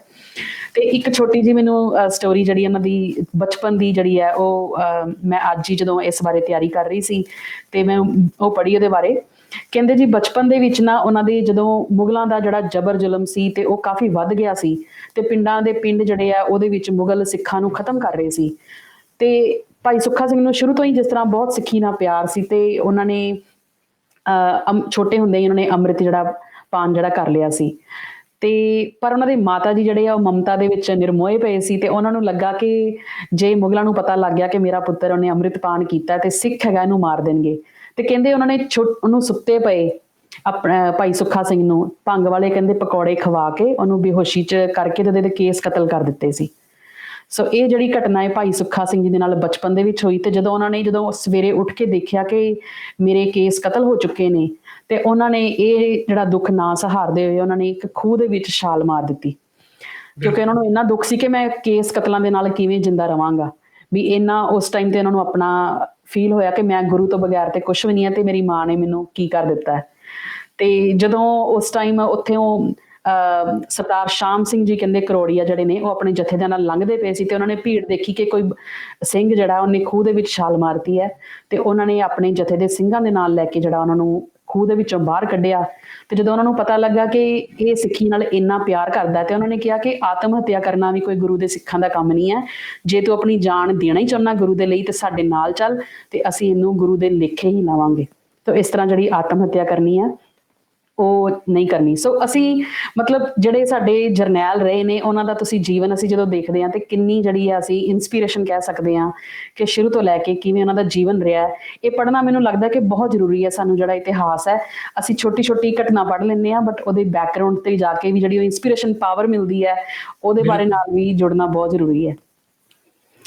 ਸੋ ਅੱਗੇ ਚੱਲਦੇ ਹਾਂ ਅਸੀਂ। ਸੋ ਇਹ ਜਿਹੜੇ ਜਰਨੈਲ ਜਿਹੜੇ ਉਹਨਾਂ ਨੇ ਸਾਰਿਆਂ ਨੇ ਇਸ ਸ਼ਮੂਲੀਅਤ ਕੀਤੀ ਇਸ ਪੂਰੇ ਛੋਟੇ ਘੱਲੂਘਾਰੇ ਦੇ ਵਿੱਚ। ਤੇ ਅੱਗੇ ਚੱਲ ਕੇ ਜਦੋਂ ਇਹ ਘੱਲੂਘਾਰਾ ਜਦੋਂ ਹੁੰਦਾ ਹੈ, ਸੋ ਇਹ ਭਾਈ ਸਾਹਿਬ ਤੁਸੀਂ ਦੱਸਿਆ ਪਹਿਲਾਂ ਕਿ ਜਿਵੇਂ ਇਹ ਜਿਹੜਾ ਘੱਲੂਘਾਰਾ ਹੈ 1 ਜਾਂ 2 ਦਿਨ ਦਾ ਕੰਮ ਨਹੀਂ ਸੀ, ਇਹ ਕਾਫੀ ਮਹੀਨੇ ਚੱਲਿਆ। ਸੋ ਕਾਫੀ ਲੰਬਾ ਸਮਾਂ ਜਿਹੜਾ ਅਸੀਂ ਕਹਿ ਸਕਦੇ ਹਾਂ ਕਿ ਇਹ ਚੱਲਿਆ। ਤਾਂ ਕਿੰਨੇ ਕੁ ਅਸੀਂ ਕਹਿ ਸਕਦੇ ਹਾਂ ਕਿ ਕਿੰਨੇ ਸਿੰਘ ਜਿਹੜੇ ਸੀ ਉਹ ਇਸ ਘੱਲੂਘਾਰੇ ਦੇ ਵਿੱਚ ਸ਼ਾਮਿਲ ਸੀ? ਵੈਸੇ ਭੈਣ ਜੀ ਜੇ ਅਸੀਂ ਮੌਜੂਦਾ ਇਤਿਹਾਸ ਵੀ ਦੇਖੀਏ, ਮੌਜੂਦਾ ਇਤਿਹਾਸ ਵਿੱਚ ਅਸੀਂ ਗਿਣਤੀ ਆਪਣੇ ਮੌਜੂਦਾ ਇਤਿਹਾਸ ਦੇ ਸ਼ਹੀਦਾਂ ਨਹੀਂ ਪੂਰੀ ਕਰ ਸਕੇ। ਜੀ ਸੋਚੇ ਤੋਂ ਵਿਚਾਰ ਕਰੀਏ ਜਿੰਨੇ ਇਹ ਹਿੰਦੁਸਤਾਨ ਦੀ ਧਰਤੀ ਤੇ ਹਕੂਮਤ ਨੇ ਗੁਰਸਿੱਖਾਂ ਦਾ ਘਾਣ ਕੀਤਾ, ਅਸੀਂ ਉਹਨੂੰ ਨਹੀਂ ਗਿਣ ਸਕੇ। ਜਿੰਨੇ ਦਿੱਲੀ ਵਿੱਚ ਸ਼ਹੀਦ ਹੋਏ ਪੂਰੀ ਤਰ੍ਹਾਂ ਅਸੀਂ ਉਹਨਾਂ ਦੀ ਗਿਣਤੀ ਨਹੀਂ ਕਰ ਸਕੇ। ਤੇ ਇਹ ਤਾਂ ਹੈਗੀ ਮਤਲਬ ਕਿੰਨੀ ਸਦੀਆਂ ਪੁਰਾਣੀ ਗੱਲ ਆ, ਹਨਾ, ਤਕਰੀਬਨ 300 ਸਾਲ ਪੁਰਾਣੀ ਗੱਲ ਆ। ਸੋ ਇੱਥੇ ਵੈਸੇ ਜਿਹੜਾ ਇਤਿਹਾਸ ਦੱਸਦਾ ਆ ਕੋਈ ਗਿਣਤੀ 10,000 ਦੇ ਕਰੀਬ, ਤਾਂ ਮਿਨੀਮਮ 10,000 ਤਾਂ ਕੋਈ ਕਿਤੇ ਤੱਕ 10-15 ਵੀ ਪੜਿਆ ਸੀ, ਪਰ ਆਮ ਤੌਰ ਤੇ 10 ਤੋਂ 12,000 ਦੇ ਵਿੱਚ ਕਾਨੂੰਨ ਦੇ ਤੇ ਸ਼ਹੀਦ ਹੋਏ ਸੀ। ਪਰ ਨਾਲ ਦੀ ਨਾਲ 1000 ਗੁਰਸਿੱਖ ਜਿਹੜਾ ਆ ਲਾਹੌਰ ਦੇ ਵਿੱਚ ਬਾਅਦ ਦੇ ਵਿੱਚ ਉਹਨਾਂ ਨੂੰ ਗ੍ਰਿਫਤਾਰ ਕਰਕੇ ਸ਼ਹੀਦ ਕੀਤਾ ਜਾਂਦਾ ਆ। ਸੋ ਗੁਰਸਿੱਖ ਬੇਸ਼ੱਕ ਉਸ ਕਾਨੂੰਨ ਤੋਂ ਹੀ ਗ੍ਰਿਫਤਾਰ ਕੀਤੇ ਗਏ ਜਾਂ ਕਿ ਉਹ ਪਿੰਡਾਂ ਵਿੱਚੋਂ ਕੱਢ ਕੇ ਜਿਹੜੇ ਉਹਨਾਂ ਨੂੰ ਲਾਹੌਰ ਲਿਆਂਦਾ ਗਿਆ। ਉਹ 1000 ਦੀ ਲਾਹੌਰ ਦੇ ਵਿੱਚ ਇਕੱਲਾ ਹੀ ਉਹਨਾਂ ਨੂੰ ਸ਼ਹੀਦ ਕੀਤਾ ਗਿਆ ਬਾਅਦ ਦੇ ਵਿੱਚ, ਤਾਂ ਘੱਲੂਘਾਰੇ ਦੇ ਬਾਅਦ ਦੇ ਵਿੱਚ। ਤਾਂ ਉਹ ਹੁੰਦੇ ਜਿਹੜਾ ਘੱਲੂਘਾਰਾ ਆਇਆ, ਜਿਸ ਤਰ੍ਹਾਂ ਕਿ 10,000 ਆਮ ਕਹਿ ਸਕਦੇ ਜਿਹੜੇ ਸੇਫ ਐਸਟੀਮੇਟ ਜਿਹੜਾ ਆ ਆਮ ਐਵਰੇਜ ਕਹਿ ਸਕਦੇ ਹਾਂ ਜੀ। ਠੀਕ ਹੈ ਜੀ। ਸੋ ਜਿਹੜੀ ਮੁਗਲਾਂ ਦੀ ਜਿਹੜੀ ਗਿਣਤੀ ਸੀ ਫਿਰ ਉਹ ਤੇ ਬਹੁਤ ਜ਼ਿਆਦਾ ਸੀ। ਜਿਵੇਂ ਉਹਨੂੰ ਜਹੀਆ ਖਾਨ ਦੀ ਜਿਹੜੀ ਸ਼ਾਹੀ ਫੌਜ ਸੀ ਉਹਦਾ ਵੀ ਜਿਹੜਾ ਹੱਥ ਹੈ ਉਹ ਲਖਪਤ ਰਾਏ ਦੇ ਸਿਰ ਦੇ ਉੱਪਰ ਹੈਗਾ ਸੀ। ਤਾਂ ਉਹਨਾਂ ਦੀ ਗਿਣਤੀ ਬਹੁਤ ਵੱਡੀ ਹੋਏਗੀ, ਉਹਨਾਂ ਕੋਲ ਗੋਲਾ ਬਾਰੂਦ ਵੀ ਹੋਏਗਾ। ਤੇ ਸਿੰਘਾਂ ਕੋਲ ਉਸ ਵਕਤ ਕਿਵੇਂ ਹਥਿਆਰ ਸੀ, ਉਹ ਕਿਵੇਂ ਉਹਨਾਂ ਨੇ ਲੜਾਈ ਕੀਤੀ ਉਸ ਟਾਈਮ? ਉੱਥੇ ਤੁਸੀਂ ਵੇਖ ਸਕਦੇ ਆ ਇੱਕ ਤਸਵੀਰ ਵਿੱਚ ਹੀ ਬੜਾ ਪਿਆਰਾ ਸੁੰਦਰ ਉਹਨਾਂ ਨੇ ਵਿਖਾਇਆ। ਫਿਰ ਜਿਹੜੇ ਘੋੜੇ ਵੀ ਆ, ਘੋੜੇ ਜਿਹੜੇ ਆ ਉਹਨਾਂ ਨੂੰ ਭੁੱਖ ਲੱਗੀ ਆ, ਘੋੜੇ ਵੀ ਮਰ ਰਹੇ ਸੀ। ਜਿਹੜੇ ਹਥਿਆਰ ਸੀ, ਕਿਰਪਾਨਾਂ, ਖੁੰਡੀਆਂ ਸੀ, ਉਹਨਾਂ ਕੋਲ ਬੰਦੂਕਾਂ ਹੈਗੀਆਂ ਸੀ ਪਰ ਗੋਲੀਆਂ ਨਹੀਂ ਸੀ, ਨੋ ਬੁਲਟਸ। ਉਹਨਾਂ ਕੋਲ ਕਮਾਨ ਹੈਗੀ ਸੀ ਪਰ ਤੀਰ ਹੈ ਨਹੀਂ ਸੀ, ਨੋ ਐਰੋਜ਼। ਸੋ ਇਸ ਤਰ੍ਹਾਂ ਦੇ ਹਾਲਾਤ ਸਨ। ਫਿਰ ਰੀਅਲੀ ਉਹ ਨਿਹੱਥਿਆਂ ਦੇ ਬਰਾਬਰ ਇੱਕ ਕਿਸਮ ਦੇ ਸੀ। ਜੋ 1984 ਦੇ ਇਤਿਹਾਸ ਵਿੱਚ ਵੀ ਦੇਖੇ ਆ, ਜਦੋਂ ਜੂਨ ਦਾ ਘੱਲੂਘਾਰਾ ਵਾਪਰਦਾ ਆ ਤਾਂ ਉੱਥੇ AR ਦਰਸ਼ੀ ਜਿਹੜਾ ਆ ਦ ਗੈਲੈਂਟ ਕਿਤਾਬ ਦੇ ਵਿੱਚ ਲਿਖਦਾ ਆ, ਫਿਰ ਦ ਸਿੱਖਸ ਦੇ ਆਰਮਲੈਸ, ਮਤਲਬ ਉਹ ਨਿਹੱਥੇ ਵਰਗੇ ਸੀ। ਕਿਉਂ? ਕਿਉਂਕਿ ਜੇ ਤੁਸੀਂ ਸਰਕਾਰ ਦੇ ਤੁਸੀਂ ਉਹਨਾਂ ਦੇ ਹਥਿਆਰ ਦੇਖੋ ਤੇ ਸਿੱਖਾਂ ਦੇ ਹਥਿਆਰ ਦੇਖੋ ਤਾਂ ਕੋਈ ਕੰਪੈਰੀਜ਼ਨ ਨਹੀਂ ਜੀ। ਉਹ ਮਤਲਬ ਨਿਹੱਥਿਆਂ ਦੇ ਬਰਾਬਰ ਹੀ ਆ। ਹੁਣ ਉਸ ਸਮੇਂ ਦੇ ਵਿੱਚ ਉਹ ਇੱਕ ਇੰਪੀਰੀਅਲ ਪਾਵਰ ਆ, is super power of the time the Mughals. ਇੱਕ ਤਾਕਤ, ਇੱਕ ਵੱਡਾ ਇਹਨਾਂ ਵੱਡੇ ਇੱਕ ਸਾਮਰਾਟ ਐਮਪਾਇਰ ਦੀ ਫੌਜ ਆ, ਤਾਂ ਉਹਨਾਂ ਦੇ ਕਿੱਦਾਂ ਦੇ ਹਥਿਆਰ ਹੋਣਗੇ। ਤੇ ਉੱਥੇ ਜਿਹੜੇ ਸਿੱਖ ਆ ਖੁੰਡੀਆਂ, ਕਿਰਪਾਨਾਂ, ਖੁੰਡੀਆਂ ਮੀਨਿੰਗ ਅਨਸ਼ਾਰਪ ਵੈਪਨਸ, ਅਨਯੂਜ਼ੇਬਲ ਵੈਪਨਸ ਉਹਨਾਂ ਦੇ ਸੀ। ਪਰ ਫਿਰ ਵੀ ਉਹਨਾਂ ਨੇ ਬੁਲੰਦ ਕੀਤੀ ਕਿਉਂਕਿ ਸਿੱਖ ਨੂੰ ਸ਼ਹੀਦ ਹੋਣਾ ਪ੍ਰਵਾਨ ਹੋ ਜਾਊਗਾ ਪਰ ਗੁਲਾਮ ਹੋਣਾ ਨਹੀਂ ਪ੍ਰਵਾਨ ਸੀ। ਅੱਜ ਵੀ ਥੋੜਾ ਮੈਸੇਜ ਸਾਰੀ ਸੰਗਤਾਂ ਨੂੰ, ਫਿਰ ਅਸੀਂ ਸ਼ਰਾਬ ਦੇ ਗੁਲਾਮ ਨਾ ਹੋਈਏ, ਆਪਣੇ ਇੱਕ ਗੰਦਾ ਸੱਭਿਆਚਾਰ ਦੇ ਗੁਲਾਮ ਨਾ ਹੋਈਏ, ਅਸੀਂ ਕਿਸੇ ਦੀ ਜੋ ਸਾਡੇ ਤੋਂ ਉੱਪਰ ਸੋਚ ਥੋਪੀ ਜਾ ਰਹੀ ਹੈ, ਜੋ ਸਿੱਖੀ ਤੋਂ ਦੂਰ, ਉਹਦੇ ਗੁਲਾਮ ਨਾ ਬਣੀਏ। ਅਸੀਂ ਸਿੱਖ ਆਜ਼ਾਦ ਹੈ ਤਾਂ ਆਜ਼ਾਦ ਰਹੂਗਾ। ਇਸੇ ਕਰਕੇ ਮਹਾਰਾਜ ਨੂੰ ਸਿੰਘ ਨਾਮ ਦਿੱਤਾ, ਸ਼ੇਰ। ਤੇ ਸ਼ੇਰ ਕਦੀ ਗੁਲਾਮੀ ਪ੍ਰਵਾਨ ਨਹੀਂ ਕਰਦਾ। ਤੇ ਉਹ ਸਿੰਘਾਂ ਨੇ ਹੱਥੇ ਹੁੰਦੇ ਵੀ ਕਿਸਮ ਦੇ, ਕਿਉਂਕਿ ਉਹਨਾਂ ਦੇ ਸ਼ਸਤਰ ਜਿਹੜੇ ਸੀ, ਵੈਪਨਸ ਵਾ note usable in one sense, ਫਿਰ ਵੀ ਉਹ ਦਲੇਰ ਹੋ ਕੇ, ਬਹਾਦਰ ਹੋ ਕੇ, ਵੈਰੀ ਬ੍ਰੇਵਲੀ ਉਹ ਜੂਝੇ, ਦੇ ਫੋਟ। ਬਿਲਕੁਲ। ਸੋ ਜਿਸ ਤਰ੍ਹਾਂ ਤੁਸੀਂ ਹਾਲਾਤ ਦੱਸ ਰਹੇ ਹੋ ਕਿ ਉਸ ਟਾਈਮ ਸਿੱਖਾਂ ਦੇ ਕੋਲ ਕਿਸ ਤਰ੍ਹਾਂ ਵੀ ਤੀਰ ਸੀ ਜਾਂ ਕਮਾਨ ਸੀ ਬਟ ਤੀਰ ਨਹੀਂ ਸੀ, ਤੇ ਕਿਵੇਂ ਉਹਨਾਂ ਦੀ ਖੁੰਡੀਆਂ ਜਿਹੜੀਆਂ ਤਲਵਾਰਾਂ ਸੀ, ਸਾਰਾ ਕੁਝ, ਮਤਲਬ ਇਹੋ ਜਿਹੇ ਹਾਲਾਤ ਹੁੰਦੇ ਹੋਏ ਵੀ ਇਹ ਕਿਸ ਤਰ੍ਹਾਂ ਪੋਸੀਬਲ ਹੋਇਆ ਕਿ ਜਿਹੜਾ ਇੱਕ ਘੱਲੂਘਾਰਾ ਜਿਹੜਾ ਇੰਨੇ ਮਹੀਨੇ ਜਿਹੜਾ ਚੱਲਦਾ ਰਿਹਾ? ਕਿ ਇਹ ਯੁੱਧ ਨੂੰ ਲਖਪਤ ਰਾਏ ਫਿਰ ਜਲਦੀ ਕਿਉਂ ਨਹੀਂ ਖਤਮ ਕਰ ਸਕਿਆ? ਉਹ ਕੀ ਸਿਚੁਏਸ਼ਨ ਸੀ ਉਸ ਟਾਈਮ ਤੇ? ਅਸਲ ਵਿੱਚ ਭੈਣ ਜੀ ਜਿਹੜਾ ਨਹੀਂ ਕਾਹਨੂੰਵਾਨ ਜੰਗਲ ਸੀ, ਅੱਜ ਤਾਂ ਨਹੀਂ ਜੰਗਲ, ਹਾਂਜੀ। ਕਾਹਨੂੰਵਾਨ ਜਗ੍ਹਾ ਦਾ ਨਾਮ ਹੈ, ਉਹ ਜੰਗਲ ਹੁੰਦਾ ਸੀ। ਵੈਸੇ ਤਾਂ ਕਾਫੀ ਜਿਹੜਾ ਪੰਜਾਬ ਜਿਹੜੀ ਆ, ਪੰਜਾਬ ਜੰਗਲ ਹੀ ਹੁੰਦਾ ਸੀ। ਜੀ। ਤਾਂ ਹੁਣ ਜੰਗਲ ਤਾਂ ਦਿਸਦਾ ਨਹੀਂ ਆ, ਦਰਖਤ ਵੀ ਕਿਤੇ ਟਾਵੇਂ ਟਾਵੇਂ ਮਿਲਦੇ, ਰੁੱਖ ਮਿਲਦੇ ਆ, ਅਫਸੋਸ ਦੀ ਹਾਂਜੀ। ਗੱਲ ਆ। ਉਸ ਸਮੇਂ ਦੇ ਵਿੱਚ ਕਿਉਂਕਿ ਉਹ ਮਾਰਸ਼ਲੈਂਡ ਸੀ, ਤਾਂ ਉਹ ਤੇ ਪਾਣੀ ਵੀ ਸੀ, ਤਾਂ ਉੱਤੇ ਲੰਘਣਾ ਵੀ ਜਿਹੜਾ ਸੀ, ਉੱਤੇ ਉਹ ਲੰਮਾ ਲੰਮਾ ਘਾਹ ਜਿਹਨੂੰ ਰੀਡ ਕਹਿੰਦੇ ਆ ਇੰਗਲਿਸ਼ ਵਿੱਚ, ਇਹ ਕਾਫੀ ਲੰਘਣਾ ਵੀ ਔਖਾ ਸੀ ਆਮ ਬੰਦੇ ਵਾਸਤੇ। ਕਿਉਂਕਿ ਜਿਹੜੇ ਫੌਜੀ ਸੀ ਉਹਨਾਂ ਨੇ ਕੱਪੜੇ ਜਿਹੜੇ ਸੀ ਆਪਣੇ ਯੂਨੀਫਾਰਮ ਪਾਈ ਸੀ, ਤੇ ਜੀ। ਜਿਹੜੇ ਖਾਲਸੇ ਸੀ ਉਹਨਾਂ ਨੇ ਆਪਣੇ ਉਸ ਹਿਸਾਬ ਨਾਲ ਆਪਣੇ ਕੱਪੜੇ ਪਾ ਕੇ ਉਹਨਾਂ ਨੇ ਲੰਘਣਾ ਥੋੜਾ ਸੌਖਾ ਸੀ, ਤਾਂ ਆਰਮੀ ਵਾਸਤੇ ਲੰਘਣਾ ਔਖਾ ਸੀ। ਕਿਉਂਕਿ ਦੇਖੋ ਜੀ, ਤੁਸੀਂ ਪਾਣੀ ਵਿੱਚੋਂ ਲੰਘ ਰਹੇ ਆ, ਵਿੱਚ ਵੱਡੇ ਵੱਡੇ ਘਾਹ ਵਿੱਚੋਂ ਲੰਘ ਰਹੇ ਆ। ਸੋ ਇਟ ਵਾਸ ਦੇ ਵਰ ਇਨ that sense ਉਹਨਾਂ ਦਾ ਇੱਕ ਐਡਵਾਂਟੇਜ ਸੀ ਸਿੱਖਾਂ ਦਾ, ਤਾਂ ਉਹਦੇ ਵਿੱਚ ਡਿਸਐਡਵਾਂਟੇਜ ਸੀ ਲਖਪਤ ਰਾਏ ਦੀ ਫੌਜ ਦੀ, ਮਾਫ ਕਰਨਾ। ਜੀ। ਸੋ ਉਹਨਾਂ ਦੇ ਡਿਸਐਡਵਾਂਟੇਜ ਸੀ। ਇਹ ਜਿਹੜੇ ਸਿੱਖ ਸੀ ਗਰੇਲਾ ਵਾਰਫੇਅਰ ਦੇ ਵਿੱਚ, ਉਹ ਕਿਉਂਕਿ ਮਾਹਰ ਸਨ, ਦੇ ਵਰ ਐਕਸਪਰਟਸ, ਤਾਂ ਉਹਨਾਂ ਦਾ ਐਡਵਾਂਟੇਜ ਸੀ ਕਿਉਂਕਿ ਉਹ ਜਾਣਦੇ ਸੀ ਜੰਗਲ ਦਾ ਵਿੱਚ ਕਿਸ ਤਰ੍ਹਾਂ ਕੀ ਮਾਹੌਲ ਹੈ, ਐਂਡ ਸੋ ਔਨ, ਹਨਾ। ਸੋ ਉਹ ਏਰੀਅਰ ਦੀ ਜਿਹੜੀ ਇਨਫੋਰਮੇਸ਼ਨ ਸੀ ਉਸ ਸਮੇਂ ਦੇ ਵਿੱਚ, ਉਹਦੇ ਵਿੱਚ ਇਨਫੋਰਮੇਸ਼ਨ ਦੇ ਵਰ very you can say experts.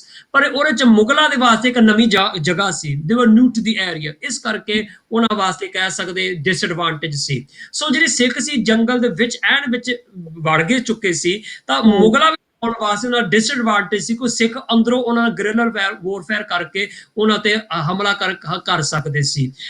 ਪਰ ਉਸ ਦੀ ਗੱਲ ਆ, ਇੰਨਾ ਕੁਝ ਹੁੰਦਿਆ ਫੇ ਇੱਕ ਪਾਸੇ ਸੀ ਦਰਿਆ, ਰਾਵੀ ਦਰਿਆ ਸੀ, ਦੂਜੇ ਪਾਸੇ ਪਹਾੜ ਸਨ। ਤਾਂ ਮੁਗਲਾਂ ਨੇ, ਲਖਪਤ ਰਾਏ ਨੇ ਇਹ ਸਾਜ਼ਿਸ਼ ਕੀਤੀ, ਫੇ ਇਹਨਾਂ ਨੂੰ ਕਿੱਦਾਂ, ਉਹਨਾਂ ਦੀ ਡਿਸਐਡਵਾਂਟੇਜ ਹੋ ਰਹੀ ਆ, ਉਹ ਵਿੱਚ ਨਹੀਂ ਵੜ ਸਕਦੇ ਆ। ਜਿਸ ਤਰ੍ਹਾਂ ਕਿ ਹਰਿਮੰਦਰ ਸਾਹਿਬ ਵਿੱਚ ਵੀ ਦੇਖੋ ਇੰਨੀ ਫੌਜ ਅਟੈਕ ਕੀਤੀ ਹੈ 84 ਦੇ ਵਿੱਚ, ਕਿਸ ਤਰ੍ਹਾਂ ਹਰਿਮੰਦਰ ਸਾਹਿਬ ਕਿਉਂ ਨਹੀਂ ਯਕਦਮ ਕਰ ਸਕੇ? ਕਿਉਂਕਿ ਜੋ ਅੰਦਰ ਦਾ ਜਿਹੜਾ ਬਿਲਡਿੰਗ ਦਾ ਪੂਰੀ ਤਰ੍ਹਾਂ ਕਹਿ ਸਕਦੇ ਆ ਨੌਲੇਜ ਜਿਹੜੀ ਸੀ ਉਹ ਸਿੰਘਾਂ ਕੋਲ ਸੀ, ਤਾਂ ਸਰਕਾਰ ਕੋਲ ਘੱਟ ਸੀ, ਐਡਵਾਂਟੇਜ ਸਿੱਖਾਂ ਕੋਲ ਸੀ। ਤਾਂ ਉਸ ਐਡਵਾਂਟੇਜ ਕਿਉਂਕਿ ਸਿੰਘ ਪਹਿਲਾਂ ਹੋ ਚੁੱਕੇ ਸੀ, ਤਾਂ ਉਹਨਾਂ ਨੇ ਆਪਣੇ ਇੱਕ ਹਾਈਡ ਆਊਟ ਬਣਾਏ ਸੀ।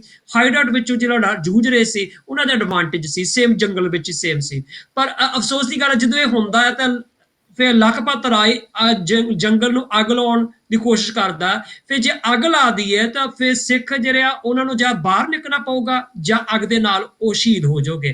ਫਿਰ ਜਿਹੜੇ ਸੀ ਉਹਨਾਂ ਨੇ ਕੁਝ ਸਿੰਘ ਜਿਹੜੇ ਸੀ, ਤੁਸੀਂ ਨਾਮ ਲਿਆ ਭਾਈ ਗੁਰਦਿਆਲ ਸਿੰਘ ਡੱਲੇਵਾਲ ਜੀ, ਇਹ ਦੋ ਭਰਾ ਸਨ, ਭਾਈ ਗੁਰਦਿਆਲ ਸਿੰਘ ਡੱਲੇਵਾਲ ਤਾਂ ਭਾਈ ਹਰਦਿਆਲ ਸਿੰਘ ਡੱਲੇਵਾਲ। ਇਹ ਉਹ ਕਹਿੰਦੇ ਹੁਣ ਦਰਿਆ ਤਾਂ ਹੈਗਾ, ਤਾਂ ਚਲੋ ਅਸੀਂ ਕਹਿੰਦੇ ਦਰਿਆ ਵਿੱਚ ਹੀ ਲੰਘ ਜਾਂਦੇ ਆ ਸਿੱਖ, ਚਲੋ ਸੇਫਟੀ ਵਾਸਤੇ they can go through the river. ਪਰ ਉਹਨਾਂ ਨੇ ਪਹਿਲਾਂ ਦੇਖਿਆ, ਫਿਰ ਕੋਈ ਪਹਿਲਾਂ ਦੇਖੇ, ਫਿਰ ਦਰਿਆ ਵਿੱਚ ਲੰਘ ਵੀ ਸਕਦੇ ਆ, ਸੇਫ ਵੀ ਆ, ਕਿ ਪਾਣੀ ਡੂੰਘਾ ਤਾਂ ਨਹੀਂ, ਕਿ ਪਾਣੀ ਵੀ ਤੇਜ਼ ਨਾਲ ਚੱਲਦਾ ਹੋਊਗਾ। ਤਾਂ ਫਿਰ ਉਹਨਾਂ ਨੇ ਫਿਰ ਭਾਈ ਗੁਰਦਿਆਲ ਸਿੰਘ ਹਰਦਿਆਲ ਸਿੰਘ ਨੇ ਆਪਣੇ ਆਪ ਨੂੰ ਵੋਲੰਟੀਅਰ ਕੀਤਾ, ਤਾਂ ਅਸੀਂ ਦਰਿਆ ਵਿੱਚ ਜਾ ਕੇ ਘੋੜਿਆਂ ਸਮੇਤ ਤਾਂ ਅਸੀਂ ਇਹਨੂੰ ਟੈਸਟ ਕਰਦੇ ਆ, ਫਿਰ ਇਹ ਸੇਫ ਹੈਗਾ ਜਾਂ ਨਹੀਂ। ਦੇਖੋ ਬਿਲਕੁਲ ਸੈਲਫਲੈਸਨੈਸ, ਬਿਲਕੁਲ ਕੋਈ ਆਪਣੀ ਜਾਨ ਦੀ ਪਰਵਾਹ ਨਹੀਂ। ਸੰਗਤ ਜਿਹੜੀ ਸੰਗਤ ਇੱਕ ਕੌਮ ਆ ਉਹਨਾਂ ਨੂੰ ਕੋਈ ਨੁਕਸਾਨ ਨਾ ਪਹੁੰਚੇ, ਤਾਂ ਦੇਖੋ ਬਿਲਕੁਲ ਦਲੇਰ।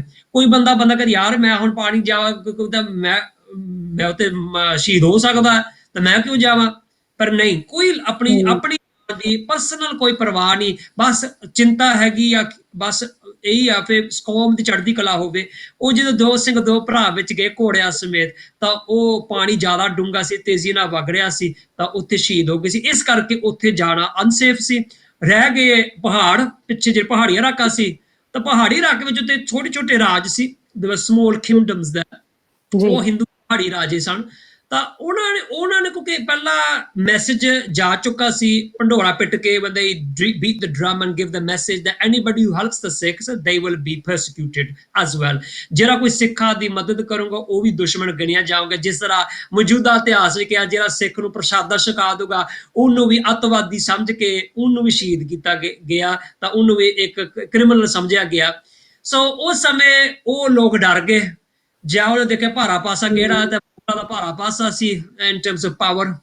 ਤਾਂ ਉਹਨਾਂ ਨੇ ਕਹਿੰਦੇ ਰੋੜੇ ਮਾਰੇ, ਪੱਥਰ ਮਾਰੇ, ਉਹਨਾਂ ਨੇ ਉੱਪਰੋਂ ਤੀਰ ਛੱਡੇ, ਗੋਲੀਆਂ ਮਾਰੀਆਂ। ਮੰਨ ਲਓ ਇੱਕ ਪਾਸੇ ਕੌਮ ਆ, ਬੀਬੀਆਂ ਵੀ ਆ, ਭੈਣ ਜੀ ਬੱਚੇ ਵੀ ਆ। ਸੋਚੋ, ਆਪ ਸੋਚਦਾ ਕਿ ਨਗਰ ਕੀਰਤਨ ਸਮਝ ਲਓ, ਨਗਰ ਕੀਰਤਨ ਨਿਆਣੇ ਵੀ ਹੋਣਗੇ, ਬੀਬੀਆਂ ਵੀ ਹੁੰਦੇ, ਸਿੰਘ ਵੀ ਹੁੰਦੇ, ਸਾਰੇ ਤਰ੍ਹਾਂ ਦੇ ਹੁੰਦੇ ਆ ਸੰਗਤ, ਹਨਾ। ਇਮੇਜਿਨ ਜਿੱਦਾਂ ਨਗਰ ਕੀਰਤਨ ਬੜੇ ਪਿਆਰ ਵਾਲੇ ਸੰਗਤ ਤੁਰ ਰਹੀ ਆ, ਤਾਂ ਉਹਨਾਂ ਪਰ ਪੱਥਰਾਂ ਦਾ ਮੀਂਹ ਪੈਵੇ, ਗੋਲੀਆਂ ਦਾ ਮੀਂਹ, ਸਿਰਫ ਆਹੀ ਉਹਨਾਂ ਦਾ ਗਨਾਹ ਹੈ। ਫਿਰ ਉਹ ਚਾਹੁੰਦੇ ਵੀ ਅਸੀਂ ਮੌਤ ਦੇ ਮੂੰਹ ਤੋਂ ਬਚ ਜਾਈਏ, ਤਾਂ ਕੋਈ ਸਾਨੂੰ ਕੋਈ ਸੇਫਟੀ ਮਿਲ ਜਾਵੇ। ਤਾਂ ਉਸ ਸਮੇਂ ਕਹਿੰਦੇ ਇਨਸਾਨੀਅਤ ਬਿਲਕੁਲ ਹੀ ਖਤਮ ਹੋ ਚੁੱਕੀ ਸੀ, ਉਹ ਲੋਕਾਂ ਤੇ ਆਪਣੀ ਜ਼ਮੀਰ ਮਰ ਚੁੱਕੀ ਸੀ। ਫਿਰ ਉਹਨਾਂ ਨੇ ਸਗੋਂ ਸਿੱਖਾਂ ਦੇ ਉੱਪਰ ਉਹਨਾਂ ਨੇ ਵਾਰ ਕਰ ਲਿਆ ਸੀ। ਕਿੰਨੀ ਕਿੰਨੀ ਵੱਡੀ ਗੱਲ ਹੈ, ਮਤਲਬ ਕਿ ਸੋਚਣ ਵਾਲੀ ਗੱਲ ਹੈ ਕਿ ਉਸ ਵਕਤ ਜੇਠ ਦਾ ਮਹੀਨਾ, ਉੱਤੋਂ ਜੰਗਲਾਂ ਦੀ ਜਿਹੜੀ ਬਿਲਕੁਲ। ਅੱਗ ਵਾ ਉਹ ਅੱਗ ਵਰ ਵਾਹ। ਰਹੀ ਆ। ਇੱਕ ਪਾਸੇ ਪਹਾੜੀ ਰਾਜੇ ਨੇ, ਉਹ ਵੀ ਖੜੇ ਨੇ, ਦੂਜੇ ਪਾਸੇ ਜਿਹੜੇ ਆਮ ਲੋਕ ਨੇ ਉਹ ਵੀ ਸਿੱਖਾਂ ਦੇ ਵੈਰੀ ਬਣੇ ਹੋਏ ਨੇ, ਤੇ ਦੂਜਾ ਦਰਿਆ। ਮਤਲਬ ਹਰ ਪਾਸਾ ਜਿਹੜਾ ਅਸੀਂ ਕਹਿ ਸਕਦੇ ਹਾਂ ਕਿ ਸਿੱਖਾਂ ਦੇ ਉਲਟ ਜਿਹੜੀ ਹੈ ਉਹ ਸਾਰਾ ਕੁਛ ਚੱਲ ਰਿਹਾ ਹੈ। ਤੇ ਕਿੰਨੇ ਤਸੀਹੇ ਜਿਹੜੇ ਕਹਿ ਸਕਦੇ ਹਾਂ, ਹੁਣ ਜਿਸ ਤਰ੍ਹਾਂ ਤੁਸੀਂ ਨਾਮ ਦੱਸੇ, ਆਪਾਂ ਗੱਲ ਕੀਤੀ ਭਾਈ ਗੁਰਦਿਆਲ ਸਿੰਘ ਤੇ ਭਾਈ ਹਰਦਿਆਲ ਸਿੰਘ ਡੱਲੇਵਾਲ, ਤੇ ਕਿੰਨੇ ਅਜਿਹੇ ਨਾਮ ਨੇ ਸਿੱਖ ਇਤਿਹਾਸ ਦੇ ਵਿੱਚ ਜਿਨ੍ਹਾਂ ਦਾ ਸਾਨੂੰ ਸ਼ਾਇਦ ਪਤਾ ਵੀ ਨਹੀਂ ਹੋਏਗਾ। ਤੇ ਇਹੋ ਜਿਹੇ ਕਿੰਨੇ ਅਣਗਿਣਤ ਜਿਹੜੇ ਜਾਂਬਾਜ਼ ਸਾਡੇ ਜਿਹੜੇ ਰਹੇ ਨੇ ਸੂਰਮੇ, ਉਹਨਾਂ ਬਾਰੇ ਇਤਿਹਾਸ ਤੋਂ ਅਸੀਂ ਬਿਲਕੁਲ ਅਣਗੌਲੇ ਬੈਠੇ ਹਾਂ, ਤੇ ਉਹਨਾਂ ਨੇ ਇੰਨੀਆਂ ਮਹਾਨ ਜਿਹੜੀਆਂ ਸ਼ਹੀਦੀਆਂ ਜਿਹੜੀਆਂ ਨੇ ਉਹ ਸਾਡੀ ਕੌਮ ਵਾਸਤੇ ਪ੍ਰਾਪਤ ਕੀਤੀਆਂ। ਕਿੰਨੀ ਮਤਲਬ ਇੱਕ ਵੱਡੀ ਸਾਡੇ ਵੱਲੋਂ ਵੀ ਕਹਿ ਸਕਦੇ ਹਾਂ ਕਿ ਇੱਕ ਭੁੱਲ ਹੈਗੀ ਆ ਇਸ ਵਕਤ ਕੌਮ ਜਿਹੜੀ ਦੀ ਬਿਲਕੁਲ। ਤਰਾਸਦੀ ਹੈ ਕਿ ਅਸੀਂ ਆਪਣਾ ਇਤਿਹਾਸ ਭੁੱਲ ਕੇ ਬੈਠੇ ਹੋਏ ਹਾਂ। ਸੋ ਸੋ ਇਹ ਜਿਹੜੇ ਹਾਲਾਤ ਬਣੇ, ਉਸ ਤੋਂ ਬਾਅਦ ਅਸੀਂ ਦੇਖਿਆ ਕਿ ਜਿਹੜੇ ਸਿੰਘ ਨੇ ਉਹ ਕਾਫੀ ਨੁਕਸਾਨ ਹੋਇਆ ਸਿੰਘਾਂ ਦਾ। ਸੋ ਬਹੁਤ ਸਾਰੇ ਸਿੰਘ ਜਿਹੜੇ ਨੇ ਉਹ ਲੜਦੇ ਲੜਦੇ ਇਸ ਯੁੱਧ ਦੇ ਵਿੱਚ, ਇਸ ਘੱਲੂਘਾਰੇ ਦੇ ਵਿੱਚ ਜਿਹੜੇ ਆ ਉਹ ਸ਼ਹੀਦ ਹੋਏ। ਕਈ ਨਦੀ ਦੇ ਵਿੱਚ ਰੁੜ ਗਏ। ਸੋ ਜਿਸ ਤਰ੍ਹਾਂ ਵੀ ਕੋਈ ਬਚ ਕੇ ਕਿਤੇ ਕੋਈ ਕਿੱਧਰ ਨੂੰ ਨਿਕਲ ਗਿਆ। ਤੇ ਜਿਹੜੇ ਬਾਕੀ ਸਿੰਘ 2-3 ਹਜ਼ਾਰ ਜਿਹੜੀ ਗਿਣਤੀ ਇਤਿਹਾਸ ਦੇ ਵਿੱਚ ਆਉਂਦੀ ਹੈ, ਕਿ ਉਹਨਾਂ ਨੂੰ ਲਖਪਤ ਰਾਏ ਨੇ ਉਹਨਾਂ ਨੂੰ ਕੈਦੀ ਬਣਾ ਕੇ ਤੇ ਉਹ ਵਾਪਸ ਜਿਹੜਾ ਹੈ ਉਹ ਲੈ ਕੇ ਜਾਂਦਾ ਹੈ। ਸੋ ਉਹਦੇ ਵਿੱਚ ਭਾਈ ਸਾਹਿਬ ਤੁਸੀਂ ਦੱਸ ਰਹੇ ਸੀ ਸ਼ੁਰੂ ਦੇ ਵਿੱਚ ਕਿ ਉਹਦੇ ਵਿੱਚ ਲਾਹੌਰ ਵਿੱਚ ਪਹੁੰਚਣ ਤੋਂ ਬਾਅਦ ਜਿਹੜਾ ਨਖਾਸ ਚੌਂਕ ਜਿਹਨੂੰ ਕਿਹਾ ਜਾਂਦਾ ਇਤਿਹਾਸ ਦੇ ਵਿੱਚ, ਉੱਥੇ ਜਾ ਕੇ ਕਾਫੀ ਜਿਹੜੇ ਜ਼ਾਲਮਾਨਾ ਤਰੀਕੇ ਦੇ ਨਾਲ ਜਿਹੜੇ ਆ ਸਿੱਖਾਂ ਨੂੰ ਤਸੀਹੇ ਦਿੱਤੇ ਜਾਂਦੇ ਆ। ਸੋ ਉਹਦੇ ਬਾਰੇ ਜੇ ਤੁਸੀਂ ਕੁਝ ਦੱਸਣਾ ਹੋਵੇ ਤਾਂ। ਹਾਂਜੀ, ਇੱਕ ਚੀਜ਼ ਮੈਂ ਬਸ ਉਹ ਕਾਹਨੂੰ ਵਾਲੇ ਜੰਗਲ ਦੀ ਗੱਲ ਕਰਕੇ ਫਿਰ ਨਿਕਾਸ ਚੌਂਕ ਦੀ ਗੱਲ ਕਰਦੇ ਆ। ਜੀ। ਫਿਰ ਜਿਹੜਾ ਉਹ ਜੰਗਲ ਵਿੱਚ ਇੱਕੋ ਹੀ ਰਾਹ ਲੱਭਿਆ ਸੀ, ਫਿਰ ਸਾਨੂੰ ਜੂਝ ਕੇ ਨਿਕਲਣਾ ਪਊਗਾ। ਠੀਕ ਹੈ। ਇੰਨਾ ਕੁ ਦ੍ਰਿੜਤਾ ਸੀ, ਹੂੰ। ਜਵਾਬ ਨਿਦਾਨ ਵਿੱਚ ਤਾਂ ਹੀਰਨ ਮੈਂ ਤਾਂ ਜੂਝ ਮਰੋ ਦੀ ਭਾਵਨਾ ਜਿਹੜੀ ਆ। ਫਿਰ ਕੋਈ ਕਹਿੰਦੇ ਜੂਝ ਕੇ ਮਰਨਾ ਪ੍ਰਵਾਨ ਆ, ਪਰ ਉਹਦਾ ਮਰਨਾ ਨਹੀਂ ਸਾਨੂੰ ਪ੍ਰਵਾਨ। ਅਸੀਂ ਹੂੰ। ਮਰੂਗੇ ਤਾਂ ਜੂਝ ਕੇ ਮਰੂਗੇ।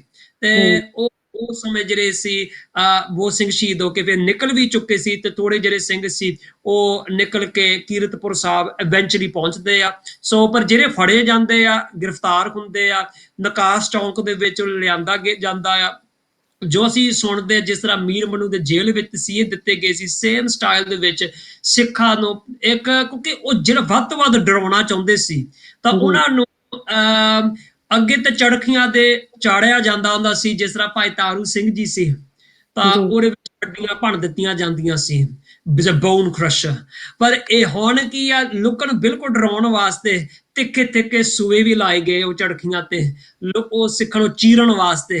ਤਾਂ ਬੰਦਾ ਸੋਚਦਾ ਇਹ ਚਲੋ ਪਾਸ਼ਾ, ਇਹ ਤਾਂ ਇਤਿਹਾਸ ਵਿੱਚ, ਹਿਸਟਰੀ ਵਿੱਚ ਗੱਲਾਂ ਰਹਿ ਗਏ। This is all the past. ਜਿੱਦਾਂ ਅਸੀਂ ਹੋਲੋਕੋਸਟ, ਜਿੱਦਾਂ ਯੂਰਪ ਦਾ ਹੋਲੋਕੋਸਟ ਕਹਿੰਦੇ ਆ, ਚਲੋ ਇਹ ਤਾਂ ਪਾਸਟ ਦੀਆਂ ਗੱਲਾਂ ਆ। ਪਰ ਅਫਸੋਸ ਦੀ ਗੱਲ ਆ, ਫਿਰ ਇੰਨੀ ਨੀਵੀਂ ਪੱਧਰ ਤੇ ਵੀ ਇਨਸਾਨ ਅੱਜ ਦੇ ਜ਼ਮਾਨੇ ਵਿੱਚ ਹੀ ਪਹੁੰਚ ਚੁੱਕੇ ਆ। ਫਿਰ ਇਹ ਜਿਹੜੇ ਤਸ਼ੱਦਦ ਮੌਜੂਦਾ ਇਤਿਹਾਸ ਵਿੱਚ ਵੀ ਸਿੱਖਾਂ ਦੇ ਕੀਤੇ ਗਏ ਆ, ਸਿੱਖਾਂ ਨੂੰ ਪਬਲਿਕਲੀ ਵੀ ਸ਼ਹੀਦ ਕੀਤਾ ਗਿਆ, ਸਿੱਖਾਂ ਦੇ ਜਿੱਤੇ ਭਾਈ ਤਾਰੂ ਸਿੰਘ ਖੋਪਰ ਲਹਾਏ ਗਏ, ਇਹ ਮਤਲਬ ਆਮ ਚੀਜ਼ ਸੀ। ਸਿੱਖਾਂ ਨੂੰ ਦੇਣਾ ਵੱਧ ਤੋਂ ਵੱਧ ਦਹਿਸ਼ਤ, ਵੱਧ ਤੋਂ ਵੱਧ ਟੋਰਚਰ ਕੀਤਾ ਪਬਲਿਕਲੀ। ਫਿਰ ਲੋਕੀ ਡਰ ਜਾਣ ਸਿੱਖ ਹੋਣ ਤੋਂ, ਉਹਨਾਂ ਦੇ ਬੰਦ ਕੱਟੇ ਜਾਂਦੇ ਸੀ। ਤਾਂ ਜਿਹੜਾ ਮੇਨ ਜਿਹੜੀ ਚੀਜ਼ ਆ, ਸਿੱਖਾਂ ਨੇ ਉਹਨਾਂ ਨੇ ਲਾਈਨ ਦੇ ਵਿੱਚ ਖੜ ਕੇ ਉਹਨੇ ਸਿਰ ਵੱਟੇ ਜਾਂਦੇ ਸੀ। ਮੁਹੰਮਦ ਲਤੀਫ ਲਿਖਦਾ ਆ, ਫਿਰ ਇੰਨੇ ਹਜ਼ਾਰ ਦੇ ਗਿਣਤੀ ਵਿੱਚ ਸਿੱਖਾਂ ਦੇ ਸਿਰ ਵੱਡੇ ਗਏ, ਸ਼ਹੀਦ ਕੀਤੇ ਗਏ, ਇੱਕ ਸਿੱਖ ਨੇ ਵੀ ਸਿੱਖੀ ਛੱਡੀ ਨਹੀਂ। ਇੱਕ ਮੰਨ ਲਓ ਬੰਦਾ ਕਿਸੇ ਦੀ ਕੋਈ ਦੇਖਦਾ, ਕੋਈ ਸਿਰ ਕਿਸੇ ਦਾ, ਹੁਣ ਇਹ ਗੱਲ ਤੇ ਭਾਜੀ ਸਿੱਖਾਂ ਕੋਲ ਚੋਇਸ ਸੀ। ਸਿੱਖੀ ਦੀ ਸ਼ਹੀਦੀ ਦੀ ਕਨਸੈਪਟ ਬੜੀ ਵਿਲੱਖਣ ਹੈ, ਕਿਉਂਕਿ ਉਹਨਾਂ ਕੋਲ ਇੱਕ ਚੋਇਸ ਆ, ਉਹਨਾਂ ਕੋਲ ਇੱਕ ਰਾਹ ਹੈਗਾ ਜਾਨ ਬਚਾਉਣ ਵਾਸਤੇ, ਆਪਣੀ ਕੇਸ ਕਟਾ ਸਕਦੇ ਆ। ਉਹ ਕਹਿ ਸਕਦੇ ਹਾਂ ਅਸੀਂ ਆਪਣੇ ਧਰਮ ਪਰਿਵਰਤਨ ਕਰ ਲਓ, ਵੀ ਕਨਵਰਟ, ਵੀ ਲੀਵ ਸਿੱਖੀ, ਆਪਣਾ ਧਰਮ ਛੱਡ ਦੇਵਾਂਗੇ, ਅਸੀਂ ਤੁਹਾਡਾ ਧਰਮ, ਤੁਹਾਡਾ ਦੀਨ ਅਪਣਾ ਲਵਾਂਗੇ। ਉਹ ਕਰ ਸਕਦੇ ਸੀ। ਉਹ ਕਹਿ ਸਕਦੇ ਸੀ ਕਿ ਆਪਣੇ ਕਿਰਪਾਨਾਂ ਲਹਾ ਕੇ, ਆਪਣੇ ਕਕਾਰ ਲਹਾ ਕੇ, ਫਿਰ ਠੀਕ ਆ, ਬਾਅਦ ਚ ਕੋਈ ਗੱਲ ਨਹੀਂ, ਅਸੀਂ ਤਾਂ ਮੁੜ ਦੁਬਾਰਾ ਅੰਮ੍ਰਿਤ ਛਕ ਲਵਾਂਗੇ, ਜਦੋਂ ਦੇਖਿਆ ਅਸੀਂ ਨਿਕਲ ਜਾਓਗੇ ਇਸ ਸਿਚੁਏਸ਼ਨ, ਮੁੜ ਦੁਬਾਰਾ ਅੰਮ੍ਰਿਤ ਛਕੋਗੇ। ਪਰ ਜੀ ਨਾ, ਉੱਥੇ ਉਹੀ ਗੱਲ ਆ ਗਈ, ਜੂਝ ਮਰੋ। ਫਿਰ ਜਿਹੜੀ ਗੁਲਾਮੀ ਨਹੀਂ, ਗੁਲਾਮੀ ਕਦੀ ਨਹੀਂ ਸਿੱਖ ਪ੍ਰਵਾਨ ਕਰਦਾ। ਜਿਹੜਾ ਅਸਲੀ ਸਿੱਖ, ਸੱਚਾ ਸਿੱਖ ਆ, ਕਿੰਨਾ ਵੱਡਾ ਸਾਨੂੰ ਇੱਕ ਮੈਸੇਜ ਮਿਲਦਾ ਆ। ਤਾਂ ਆਪ ਸਾਨੂੰ ਦੇ ਦੁੱਖ ਜਗ ਵਰਸਾਇਆ, ਸ਼ਹੀਦੀਆਂ ਚੱਲੀਆਂ ਉਹਨਾਂ ਨੇ, ਤਸੀਹਤ ਝੱਲਿਆ, ਪਰ ਇਹ ਸੀ ਫਿਰ ਸਿੱਖ ਕੌਮ ਬਚ ਜਾਵੇ, ਬੇਸ਼ੱਕ ਅਸੀਂ ਸ਼ਹੀਦ ਹੋ ਜਾਣ, ਕੋਈ ਗੱਲ ਨਹੀਂ। ਬਿਲਕੁਲ।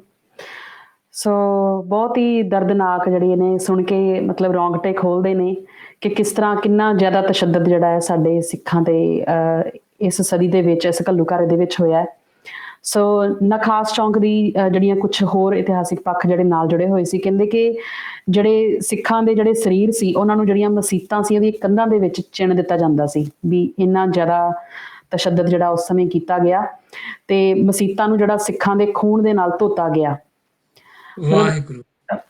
ਸੋਚ ਕੇ ਆਉਂਦਾ ਹੈ ਕਿ ਇੰਨਾ ਦਰਦਨਾਕ ਤਰੀਕੇ ਦੇ ਨਾਲ ਸਿੱਖਾਂ ਨੂੰ ਸ਼ਹੀਦ ਕੀਤਾ ਗਿਆ। ਤੇ ਉਹਨਾਂ ਨੂੰ ਕਹਿੰਦੇ ਜਿਹੜੇ ਸਿੱਖਾਂ ਦੀ ਜਿਹੜੀ ਈਵਨ ਕਿ ਡੈੱਡ ਬੋਡੀ ਸੀ, ਉਹਨਾਂ ਨੂੰ ਖੋਤਿਆਂ ਦੇ ਉੱਪਰ ਚੜਾ ਕੇ ਤੇ ਢੋਲ ਵਜਾ ਕੇ, ਜਿਹੜਾ ਜਹੀਆ ਖਾਨ ਸੀ, ਬਾਅਦ ਵਿੱਚ ਉਹਨਾਂ ਨੇ ਇੱਕ ਜਲੂਸ ਵੀ ਕੱਢਿਆ।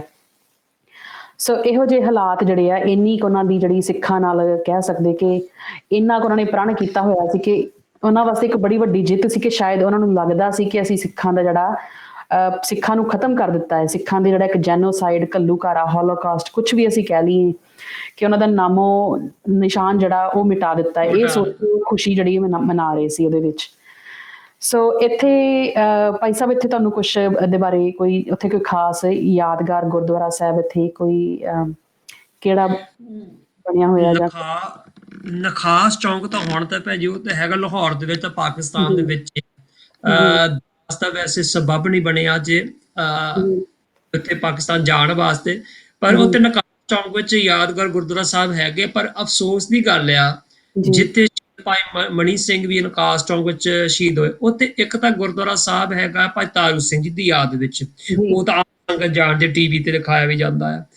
ਨੋਟ ਵਾਲੀ ਗੱਲ ਆ ਵੀ ਜਿੱਥੇ ਸ਼ਹੀਦ ਭਾਈ ਮਣੀ ਸਿੰਘ ਦੇ, ਮੈਂ ਡਾਕੂਮੈਂਟਰੀ ਵੇਖ ਰਿਹਾ ਸੀ, ਜਿੱਥੇ ਸ਼ਹੀਦ ਭਾਈ ਮਣੀ ਸਿੰਘ ਨਕਾਸ ਚੌਂਕ ਵਿੱਚ ਉਹ ਵੀ ਸ਼ਹੀਦ ਹੋਏ। ਉੱਥੇ ਬਹੁਤ ਨਕਾਸ ਚੌਂਕ ਦਾ ਬੜਾ ਇੱਕ ਲੰਮਾ ਕਹਿ ਸਕਦੇ ਇਤਿਹਾਸ ਸਿੱਖਾਂ ਨਾਲ ਜੁੜਿਆ ਹੋਇਆ, ਜਿੱਥੇ ਸ਼ਹੀਦੀਆਂ ਇੱਕ ਨਹੀਂ ਬੇਅੰਤ ਸ਼ਹੀਦੀਆਂ ਉੱਥੇ ਹੋਈਆਂ। ਤਾਂ ਉੱਥੇ ਸ਼ਹੀਦੀ ਸਥਾਨ ਭਾਈ ਮਣੀ ਸਿੰਘ ਆ, ਉੱਥੇ ਇੱਕ ਮੋਟਰ ਮਕੈਨਿਕ ਦੀ ਦੁਕਾਨ ਆ ਗੁਰਦੁਆਰਾ ਸਾਹਿਬ। ਬਹੁਤ ਸਾਡਾ ਉੱਤੇ ਇੱਕ ਇਹ ਵੀ ਇੱਕ ਚੱਲਦਾ, ਕਹਿ ਸਕਦੇ ਸੰਘਰਸ਼ ਚੱਲਦਾ ਸਾਡਾ, ਇੱਕ ਸਾਡੇ ਦੇ ਇੱਕ ਲਹਿਰ ਸ਼ੁਰੂ ਲਗਾਤਾਰ ਰਹਿਣੀ ਪਊਗੀ। ਫਿਰ ਆਪਣੇ ਜਿਹੜੇ ਉਹ ਇਤਿਹਾਸਿਕ ਸਥਾਨ ਆ ਉਹਨਾਂ ਨੂੰ ਉਹ ਸੋਹਣੇ ਯਾਦਗਾਰ ਬਣਾਏ ਜਾਣ, ਪਰ ਉਹਦੇ ਹਾਲਾਤ ਵੀ ਇਦਾਂ ਦੇ ਉੱਥੇ ਬਣ ਚੁੱਕੇ ਆ, ਫਿਰ ਉੱਤੇ ਲੋਕਾਂ ਨੇ ਕਬਜ਼ੇ ਕੀਤੇ ਆ। ਸੋ ਰਾਜਾ ਰਣਜੀਤ ਸਿੰਘ ਜੀ ਤਾਂ ਇਹ ਉਹਨਾਂ ਤੋਂ ਪਹਿਲਾਂ ਵੀ ਖਾਲਸੇ ਨੇ ਯਾਦਗਾਰਾਂ ਬਣਾਈਆਂ ਸਨ। ਇਸਲਾ ਦੇ ਪੀਰੀਅਡ ਵਿੱਚ ਵੀ ਯਾਦਗਾਰਾਂ ਬਣੀਆਂ ਸੀ, ਤਾਂ ਬਾਬਾ ਬੰਦਾ ਸਿੰਘ ਬਹਾਦਰ ਜੀ ਨੇ ਵੀ ਯਾਦਗਾਰਾਂ ਬਣਾਈਆਂ ਸੀ। ਜਦੋਂ ਸਿੱਖਾਂ ਦਾ ਕੋਈ ਏਦਾਂ ਦਾ ਸਮਾਂ ਬਣ ਜਾਂਦੇ ਤੇ ਸੁਖਾਲਾ ਜਿਹਾ ਮਾਹੌਲ ਬਣ ਜਾਂਦਾ ਸੀ ਸਿੱਖਾਂ ਵਾਸਤੇ, ਯਾਦਗਾਰਾਂ ਜ਼ਰੂਰ ਬਣਾਉਂਦੇ ਸੀ। ਪਰ ਅਫਸੋਸ ਦੀ ਗੱਲ ਹੈ, ਸਮੇਂ ਬਾਅਦ ਉਹ ਜਿਹੜੇ ਯਾਦਗਾਰਾਂ ਆ ਉਹ ਫਿਰ ਮਟਾਈਆਂ ਵੀ ਗਈਆਂ, ਜਿਹੜੇ ਹਕੂਮਤ ਸੀ ਸਮੇਂ ਸਿਰ ਦੇ ਹਕੂਮਤਾਂ। ਅੱਜ ਦੇ ਮੌਜੂਦਾ ਇਤਿਹਾਸ ਵਿੱਚ ਵੀ ਹੋਇਆ ਗਵਾਲੀਅਰ ਦੇ ਵਿੱਚ, ਜਿੱਥੇ ਭਾਈ ਹਰਦਾਸ ਜੀ ਨੇ ਉਹਨਾਂ ਨੇ ਮਹਾਰਾਜ ਦੀ ਗੁਰੂ ਹਰਗੋਬਿੰਦ ਪਾਤਸ਼ਾਹ ਦੀ ਸੇਵਾ ਕੀਤੀ ਆ। ਉੱਥੇ ਗੁਰਦੁਆਰਾ ਸਾਹਿਬ ਸੀ, ਤਾਂ ਆਪ ਜਾਣਦੇ ਉੱਤੇ ਸਾਰੇ ਨਿਊਜ਼ ਵੇਖਦੇ ਹੋਣਗੇ, ਸਿੰਘ ਸਟੇਸ਼ਨ ਤੇ ਵੀ ਕਵਰ ਕੀਤਾ ਹੋਵੇਗਾ। ਤੇ ਉੱਥੇ ਹੁਣ ਉਹ ਗੁਰਦੁਆਰੇ ਥਾਂ ਤੇ ਮੰਦਿਰ ਬਣਾਇਆ ਗਿਆ, ਤਾਂ ਸਾਈਨ ਪੋਸਟ ਵੀ ਚੇਂਜ ਕਰ ਦਿੱਤਾ ਗਿਆ। ਇਹ ਸਮੇਂ ਦੇ ਸਰਕਾਰਾਂ ਇਸ ਕਰ ਰਹੀਆਂ। ਸੋ ਅਫਸੋਸ ਦੀ ਗੱਲ ਹੈ, ਨਕਾਸ ਚੌਂਕ ਵਿੱਚ ਜਿੰਨਾ ਸਾਡੀ ਯਾਦਗਾਰ ਹੋਣੇ ਚਾਹੀਦੇ ਆ, ਉਹਨਾਂ ਖਿਆਲ ਨਹੀਂ। ਹਾਂ ਠੀਕ ਹੈ, ਇੱਕ ਭਾਈ ਤਾਰੂ ਸਿੰਘ ਦਾ ਸਥਾਨ ਹੈਗਾ ਆ, ਤਾਂ ਲਾਹੌਰ ਦੇ ਵਿੱਚ ਆਪਣੇ ਜਿੱਥੇ ਬੀਬੀਆਂ ਦੇ ਜਿੱਥੇ ਜੇਲ੍ਹ ਵਿੱਚ ਰੱਖੇ, ਉਹ ਵੀ ਉੱਥੇ ਜਗ੍ਹਾ ਹੈਗੀ ਆ। ਹਾਂਜੀ ਜੀ ਬਿਲਕੁਲ। ਕੁਝ ਸੋਰਸਿਸ ਪੜ੍ਹ ਕੇ ਵੀ ਪਤਾ ਲੱਗਦਾ ਹੈ ਕਿ ਗੁਰਦੁਆਰਾ ਸ਼ਹੀਦਗੰਜ ਜਿਹੜਾ ਹੈ ਉੱਥੇ ਸਥਾਪਿਤ ਕੀਤਾ ਗਿਆ ਹੈ, ਪਰ ਅਸੀਂ ਪੂਰੀ ਪੁਸ਼ਟੀ ਨਹੀਂ ਕਰ ਸਕਦੇ ਕਿ ਇਸ ਇਤਿਹਾਸਿਕ ਹਵਾਲੇ ਦੀ ਕਿ ਉਹ ਗੁਰਦੁਆਰਾ ਇਸ ਵਕਤ ਕਿਸ ਹਾਲਾਤ ਵਿੱਚ ਹੈ। ਪਰ ਜਿਵੇਂ ਅਸੀਂ ਦੇਖ ਰਹੇ ਹਾਂ ਕਿ ਪਿੱਛੇ ਜੇ ਚਲੋ ਅੱਜ ਕੱਲ੍ਹ ਤੇ ਚਲੋ ਕਰੋਨਾ ਵਾਇਰਸ ਕਰਕੇ ਪੂਰੀ ਦੁਨੀਆ ਵਿੱਚ ਤਾਲਾ ਲੱਗਾ ਹੋਇਆ ਹੈ, ਪਰ ਜਦੋਂ ਵੀ ਹਾਲਾਤ ਸੁਖਾਲੇ ਹੋਣਗੇ ਤੇ ਜਦੋਂ ਵੀ ਅਸੀਂ ਜਾਂ ਸੰਗਤਾਂ ਪਾਕਿਸਤਾਨ ਦਰਸ਼ਨ ਕਰਨ ਜਾਣਗੀਆਂ, ਤਾਂ ਸਾਰਿਆਂ ਨੂੰ ਇਹ ਜ਼ਰੂਰ ਆਪਣੇ ਸ਼ਹੀਦਾਂ ਦੀ ਜਿਹੜੀ ਯਾਦਗਾਰ ਹੈ, ਇਸ ਜੇ ਤੁਸੀਂ ਲਾਹੌਰ ਜਾਂਦੇ ਹੋ ਤਾਂ ਉੱਥੇ ਨਖਾਸ ਚੌਂਕ ਜ਼ਰੂਰ ਪਤਾ ਕਰਿਓ ਕਿ ਉਹ ਜਗ੍ਹਾ ਕਿੱਥੇ ਹੈ, ਤੇ ਉੱਥੇ ਜਿਹੜੇ ਰਿਲੇਟਿਡ ਕੋਈ ਵੀ ਗੁਰਦੁਆਰਾ ਸਾਹਿਬ ਹੋਣਗੇ ਤਾਂ ਬਿਲਕੁਲ। ਉੱਥੇ ਜਾ ਕੇ ਨਤਮਸਤਕ ਜ਼ਰੂਰ ਹੋਣਾ ਚਾਹੀਦਾ ਹੈ, ਤੇ ਆਪਣੇ ਸ਼ਹੀਦਾਂ ਨੂੰ ਜਿਹੜਾ ਹੈ ਜੀ ਆਪਾਂ ਸਿੱਧਾ ਜ਼ਰੂਰ ਕਰੀਏ, ਤੇ ਆਪਣਾ ਇਤਿਹਾਸ ਜਿਹੜਾ ਆਪਣੇ ਬੱਚਿਆਂ ਨੂੰ ਵੀ ਨਾਲ ਉਹਦੇ ਜੋੜੀਏ। ਸੋ ਬੜੀ ਵੱਡੀ ਇੱਕ ਹਾਂਜੀ ਜੀ ਭੈਣ ਜੀ, ਮੈਂ ਇੱਕ ਬਹੁਤ ਸਾਹਿਬ ਜੀ ਨੇ ਬਹੁਤ ਸੋਹਣਾ ਸ਼ਬਦ ਬੋਲਿਆ, ਸ਼ਹੀਦ ਗੰਜ। ਜਿੱਥੇ ਹਾਂਜੀ ਜਿੱਥੇ ਇੱਕ ਸ਼ਹੀਦ ਗੰਜ ਜਿੱਥੇ ਬਾਬਾ ਦੀਪ ਸਿੰਘ ਸ਼ਹੀਦ ਹੋਏ, ਹਾਂਜੀ ਸ਼ਹੀਦ ਗੰਜ ਆ ਲਾਹੌਰ ਦੇ ਵਿੱਚ ਆ। ਇੱਕ ਤਾਂ ਜਿੱਥੇ ਸ਼ਹੀਦ ਬੀਬੀਆਂ ਲਾਹੌਰ ਦੇ ਜੇਲ੍ਹ ਦੇ ਵਿੱਚ, ਜਿਹਨੂੰ ਅਸੀਂ ਮੀਰ ਮਨੂ ਜੇਲ੍ਹ, ਉਹਨੂੰ ਸ਼ਹੀਦ ਗੰਜ ਗੁਰਦੁਆਰਾ ਕਿਹਾ ਜਾਂਦਾ। ਜੀ ਜਿੱਥੇ ਭਾਈ ਤਾਰੂ ਸਿੰਘ ਜੀ ਸ਼ਹੀਦ, ਉਹਨੂੰ ਸ਼ਹੀਦ ਗੰਜ ਕਿਹਾ ਜਾਂਦਾ। ਤਾਂ ਜਿਹੜਾ ਗੰਜ ਦਾ ਜਿਹੜਾ ਅਰਥ ਆ, ਜਿਹੜਾ ਮੀਨਿੰਗ ਆਫ ਦ ਵਰਡ ਗੰਜ, ਉਹ ਹੋ ਗਿਆ ਖਜ਼ਾਨਾ। ਵਾਹ ਜੀ ਵਾਹ, ਸ਼ਹੀਦ ਸਾਡੀ ਕੌਮ ਦੇ ਖਜ਼ਾਨੇ ਆ। ਬਿਲਕੁਲ ਕਿੰਨਾ ਕਿੰਨਾ ਸੋਹਣਾ ਇੱਕ ਮੈਸੇਜ, ਕਿੰਨਾ ਇੱਕ ਇਹਦੇ ਵਿੱਚੋਂ ਕਿੰਨਾ ਵੱਡਾ ਮੈਸੇਜ ਆ ਸਾਨੂੰ। ਫਿਰ ਅਸੀਂ ਸ਼ਹੀਦ ਗੰਜ ਦੇ ਦਰਸ਼ਨ ਕਰਨੇ ਆ, ਸਾਡੇ ਕੌਮ ਦਾ ਖਜ਼ਾਨਾ ਆ, ਸਾਡੀ ਜੀ ਕੌਮ ਦਾ ਇਤਿਹਾਸ ਤੇ ਸਾਡੇ ਰਤਨ ਆ, ਹੀਰੇ ਆ। ਹਾਂਜੀ ਬਿਲਕੁਲ। ਸੋ ਇਸ ਤੋਂ ਇਲਾਵਾ ਭਾਈ ਸਾਹਿਬ ਜਿਹੜੇ ਹੋਰ ਜਿੱਥੇ ਘੱਲੂਘਾਰਾ ਹੋਇਆ, ਜਿਸ ਤਰ੍ਹਾਂ ਗੁਰਦਾਸਪੁਰ ਕਾਹਨੂੰਵਾਨ ਸ਼ੰਭ ਜਿਹੜਾ ਕਿਹਾ ਜਾਂਦਾ ਹੈ, ਤਾਂ ਉੱਥੇ ਕਿਹੜੇ ਗੁਰਦੁਆਰਾ ਸਾਹਿਬ ਸਥਾਪਿਤ ਨੇ? ਉਹ ਉੱਥੇ ਤਾਂ ਹੈਗਾ, ਦਾਸ ਦਰਸ਼ਨ ਕੀਤੇ ਭੈਣ ਜੀ। ਉੱਥੇ ਹਾਂਜੀ ਵੈਸੇ ਤਾਂ ਜੰਗਲ ਹੈ ਨਹੀਂ ਹੁਣ, ਤਾਂ ਉਹ ਮਤਲਬ ਹੁਣ ਤਾਂ ਲੋਕਾਂ ਨੇ ਆਪਣੇ ਜੰਗਲ ਦੇ ਥਾਂ ਤੇ ਆਪਣੀ ਜ਼ਮੀਨਾਂ ਉਹ ਵਾਹੁੰਦੇ ਆ। ਜੀ ਉੱਥੇ ਗੁਰਦੁਆਰਾ ਸਥਾਨ ਹੈਗਾ, ਤੇ ਸ਼ਸਤਰ ਵੀ ਹੈਗੇ ਜੋ ਧਰਤੀ ਵਿੱਚੋਂ ਲੱਭੇ ਗਏ ਆ। ਜੀ ਉਸ ਸਮੇਂ ਉਸ ਘੱਲੂਘਾਰੇ ਦੇ ਕਈ ਯਾਦਗਾਰ ਹੈਗੇ, ਮੈਨੂੰ ਯਾਦ ਦੱਸ ਦੋ ਗਿਆ ਸੀ ਵੈਸੇ। ਇਹ ਹਾਂਜੀ ਜੋ ਸ਼ਸਤਰ, ਢਾਲ, ਹੋਰ ਆਦਿ ਜਿਹੜੇ ਵਸਤੂਆਂ, ਜਿਹੜੇ ਪੋਜੈਸ਼ਨਸ ਜੋ ਸਿੰਘਾਂ ਦੇ ਸੀ, ਸਿੰਘਣੀਆਂ ਦੇ ਸੀ, ਜੋ ਲੱਭੀਆਂ ਗਈਆਂ ਉਸ ਥਾਂ ਤੋਂ, ਉਹਨੂੰ ਬਾਰੀ ਸੇਫਟੀ ਦੇ ਨਾਲ ਨਹੀਂ ਰੱਖੇ ਗਏ ਸੀ, ਜਿੱਦਾਂ ਮਹਾਰਾਜ ਦੇ ਸਾਹਮਣੇ ਨਹੀਂ, ਬਿਨਾਂ ਕਿਸੇ ਪ੍ਰੋਟੈਕਸ਼ਨ ਜਾਂ ਸੇਫਟੀ ਨਾਲ ਰੱਖੇ ਸੀ ਐਜ਼ ਡਿਸਪਲੇ ਜੀ ਦੇ ਵਿੱਚ। ਹੁਣ ਉੱਥੇ ਤਾਂ ਕੋਈ ਬੰਦਾ, ਤੁਹਾਨੂੰ ਪਤਾ ਭੈਣ ਜੀ ਅੱਜ ਕੱਲ੍ਹ ਦਾ ਮਾਹੌਲ ਇਦਾਂ ਹੈ, ਤੇ ਕੋਈ ਬੰਦਾ ਸ਼ਰਾਰਤੀ ਬੰਦਾ ਗੁਰੂ ਘਰ ਵਿੱਚ ਅੰਦਰ ਜਾ ਕੇ ਉਹ ਸ਼ਸਤਰ ਚੋਰੀ ਵੀ ਕਰ ਸਕਦਾ। ਸੋ ਬਿਲਕੁਲ ਉਸ ਸਮੇਂ ਗੱਲ ਵੀ ਕੀਤੀ ਗਈ ਸੀ ਪ੍ਰਬੰਧਕ ਵੀਰਾਂ ਨਾਲ, ਤਾਂ ਉਹ ਕਹਿੰਦੇ ਸੀ ਜ਼ਰੂਰ ਅਸੀਂ ਕੋਸ਼ਿਸ਼ ਕਰੋਗੇ, ਕੋਈ ਅਸੀਂ ਕਦੀ ਗੌਰ ਨਹੀਂ ਕੀਤਾ ਤੇ ਇਸ ਤਰ੍ਹਾਂ ਹੋ ਸਕਦਾ, ਪਰ ਠੀਕ ਹੈ ਅਸੀਂ ਉਹਨੂੰ ਥੋੜੀ ਸੇਫਟੀ ਵਿੱਚ ਰੱਖਣ ਦੀ ਕੋਸ਼ਿਸ਼ ਕਰੋਗੇ। ਜੋ ਚੀਜ਼ਾਂ ਦੱਸਿਆ ਜਾਂਦਾ ਉਸ ਅਸਥਾਨ ਤੇ, ਹਾਂਜੀ ਤਸਵੀਰ ਤੁਸੀਂ ਦਿਖਾ ਰਹੇ ਆ, ਉਸ ਸਥਾਨ ਤੇ ਜਿਹੜੇ ਲੋਕਲ ਸੇਵਾਦਾਰ, ਇੱਕ ਗ੍ਰੰਥੀ ਸਿੰਘ ਸੀ ਜੋ ਯੂਕੇ ਵਿੱਚ ਡਿਊਟੀ ਨਿਭਾ ਰਹੇ ਆ। ਦਾਸ ਨਾਲ ਉਹਨਾਂ ਨਾਲ ਗੱਲਬਾਤ ਕਰ ਰਿਹਾ ਸੀ, ਤੇ ਦਾਸ ਉੱਤੇ ਗਿਆ, ਤੇ ਮੈਂ ਕਿਹਾ ਭਾਈ ਸਾਹਿਬ ਤੁਹਾਡਾ ਕੋਈ ਅਨੁਭਵੀ ਐਕਸਪੀਰੀਅੰਸ, ਤੁਹਾਡਾ ਜਿਹੜਾ ਉਸ ਅਸਥਾਨ ਦਾ, ਤੁਹਾਡਾ ਕੋਈ ਅਨੁਭਵ? ਉਹ ਕਹਿੰਦੇ ਵਾਕਿਆ ਜੇ ਉੱਥੇ ਜਦੋਂ ਬੰਦਾ ਰਹਿੰਦੇ, ਜਿਹੜੇ ਉੱਥੇ ਰਹਿੰਦੇ ਆ, ਉਹਨਾਂ ਨੂੰ ਜਦੋਂ ਇਕਾਂਤ ਦੇ ਵਿੱਚ ਕਦੀ ਕਦੀ ਸਾਨੂੰ ਸਿੰਘਾਂ ਦੇ ਜਕਾਰੇ ਸੁਣਦੇ ਆ, ਸਾਨੂੰ ਇਸ ਤਰ੍ਹਾਂ ਉਸ ਸਮੇਂ ਦੇ ਜਿਹੜੀਆਂ ਗੂੰਜਾਂ ਸੀ, ਆਵਾਜ਼ਾਂ ਸਨ, ਹਜੇ ਵੀ ਸਾਨੂੰ ਸੁਣ ਰਹੀਆਂ ਆ।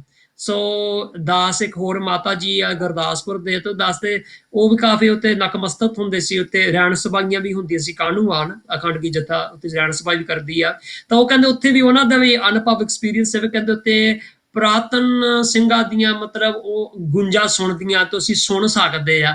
ਤਾਂ ਸੋਚਣ ਦੀ ਗੱਲ ਆ, ਫਿਰ ਜਿਹੜੀ ਸਾਊਂਡ ਹੁੰਦੀ ਆ, ਸਾਊਂਡ ਕਦੀ ਖਤਮ ਨਹੀਂ ਹੁੰਦੀ, ਇਸ ਕਰਕੇ ਜਿਹੜੀ ਬਿਲਕੁਲ ਗੁੰਜਾਂ ਹੁੰਦੀਆਂ ਉਸ ਜਗ੍ਹਾ ਤੇ ਜਿਹੜੀ ਵਾਈਬ੍ਰੇਸ਼ਨਸ ਆ, ਜ਼ਰੂਰ ਅੱਜ ਵੀ ਉੱਥੇ ਹੈਗੀ ਆ। ਫਿਰ ਜਿਨ੍ਹਾਂ ਨੇ ਪਿਆਰ ਵਾਲੇ ਦਲੇਰ ਗੁਰਸਿੱਖ ਜਿਹੜੇ ਸੀ ਉੱਥੇ ਸ਼ਹੀਦ ਹੋਏ ਆ, ਤਾਂ ਉਹਨਾਂ ਦੇ ਅੱਜ ਵੀ ਉਹਨਾਂ ਦੀ ਜਿਹੜੀ ਵਾਈਬ੍ਰੇਸ਼ਨ ਆ, ਕਹਿ ਸਕਦੇ ਆ, ਉਹ ਉਹਨਾਂ ਦਾ ਔਰਾ ਜਿਹੜਾ ਆ ਅੱਜ ਵੀ ਉਸ ਜਗ੍ਹਾ ਤੇ ਪ੍ਰਭਾਵਿਤ ਹੋ ਰਿਹਾ। ਹਾਂਜੀ ਬਿਲਕੁਲ ਬਿਲਕੁਲ ਸਹੀ ਕਿਹਾ ਤੁਸੀਂ ਭਾਈ ਸਾਹਿਬ।